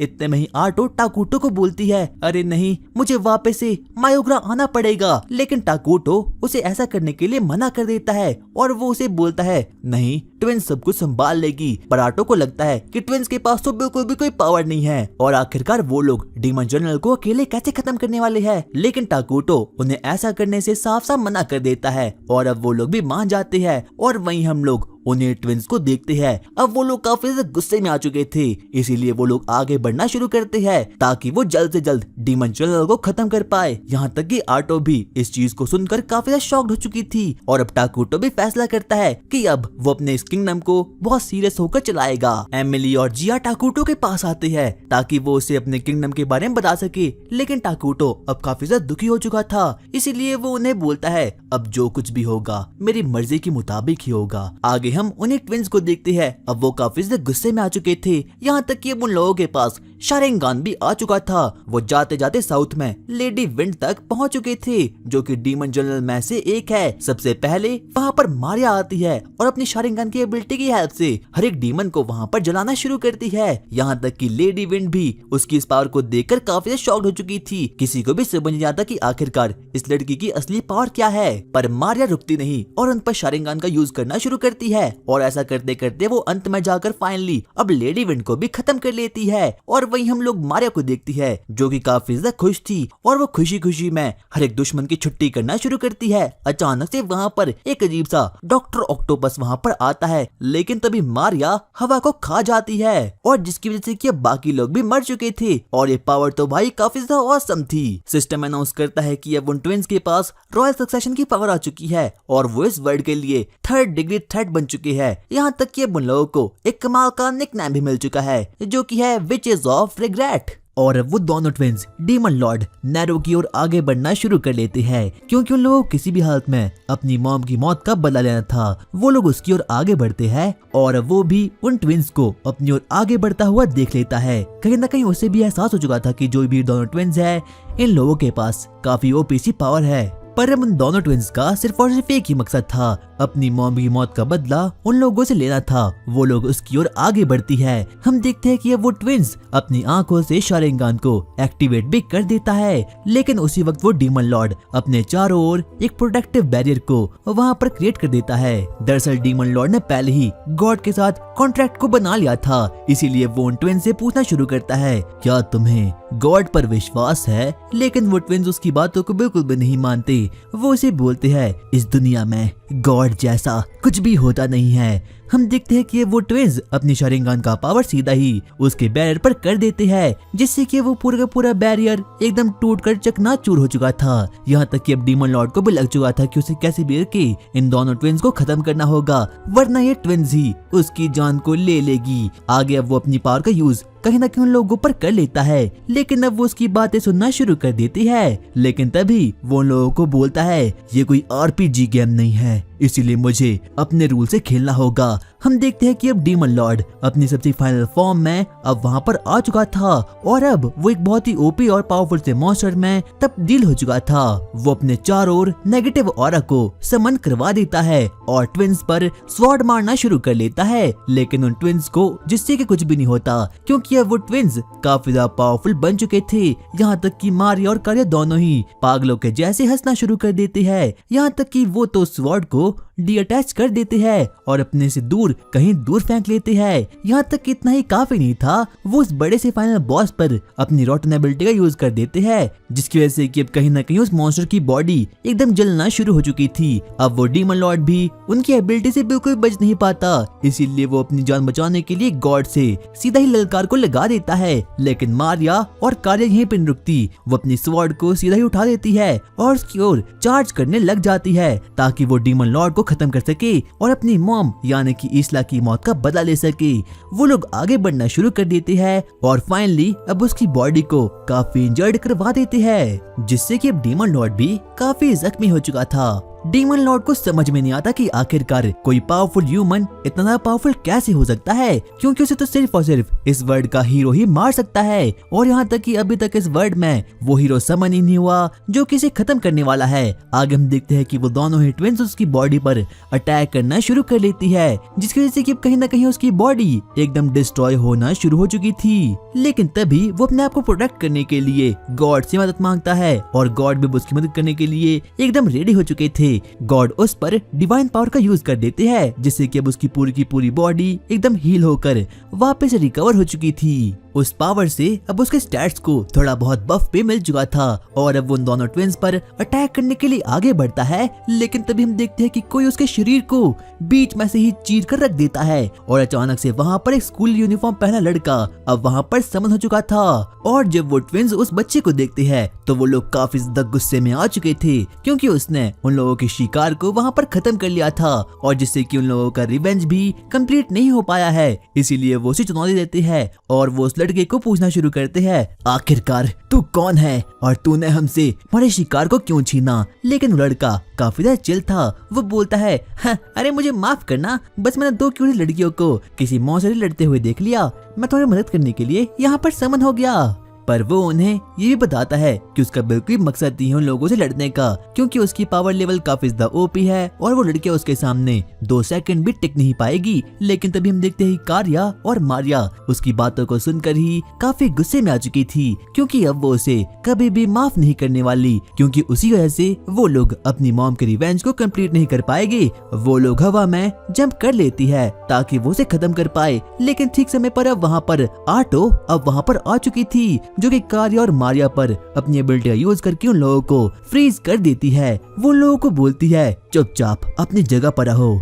लेकिन कार्या और मारिया अब काफी ज्यादा गुस्से में थी और यहाँ तक कि वो लोग तो आटो की बात को भी बिल्कुल नहीं मानते। लेकिन तभी हम देखते हैं कि आटो कार्या और मारिया को बोलना शुरू करती है, ये खुद टाकुटो का ऑर्डर है, तुम्हें आगे कुछ भी करना नहीं होगा। तुम लोगों ने अपने रिवेंज को कंप्लीट कर लिया है, अब वापस मयोगरा चलो। लेकिन वो लोग उसकी बातों को बिल्कुल भी नहीं मानते, क्योंकि उन लोगों को कैसे भी करके उस बच्चे को खत्म करना था। उन लोगों का भी एक ही मकसद था कि उन लोगों को इस पूरे के पूरे वर्ल्ड को खत्म करना होगा। लेकिन कार्या और मारिया उसकी बातों को भी नहीं मानते और यहाँ तक कि वो लोग टाकुटो के ऑर्डर को मानने से भी साफ सीधा मना कर देते हैं, जिससे कि अब आटो भी काफी ज्यादा ही गुस्से में आ चुकी थी। वो लोगों को बोलना शुरू करती है, याद करो, जो कोई भी टाकुटो के ऑर्डर को फॉलो नहीं करेगा मैं उसे खत्म कर लूंगी। कार्या मारिया उसे कहती है, हमें टाकुटो ने कहा था कि अब हमारे पास फ्रीडम है, इसीलिए हम लोग कुछ भी कर सकते हैं। और यहाँ तक कि वो लोग तो आटो से लड़ने के लिए भी एकदम रेडी हो चुकी थी। लेकिन तभी उन लोगों को टाकुटो की कही गई बातें याद आती है। उसने उसे कहा था, कार्या मारिया, जो कोई भी तुम एक्शन लो, ये ध्यान रखना उसे तुम्हारी मदद यानी कि इसलक को खुशी होनी चाहिए। और जब ट्विंस को टाकुटो की इस बात की याद आती है तो वो लोग अपने वेपन्स को नीचे फेंक लेती है।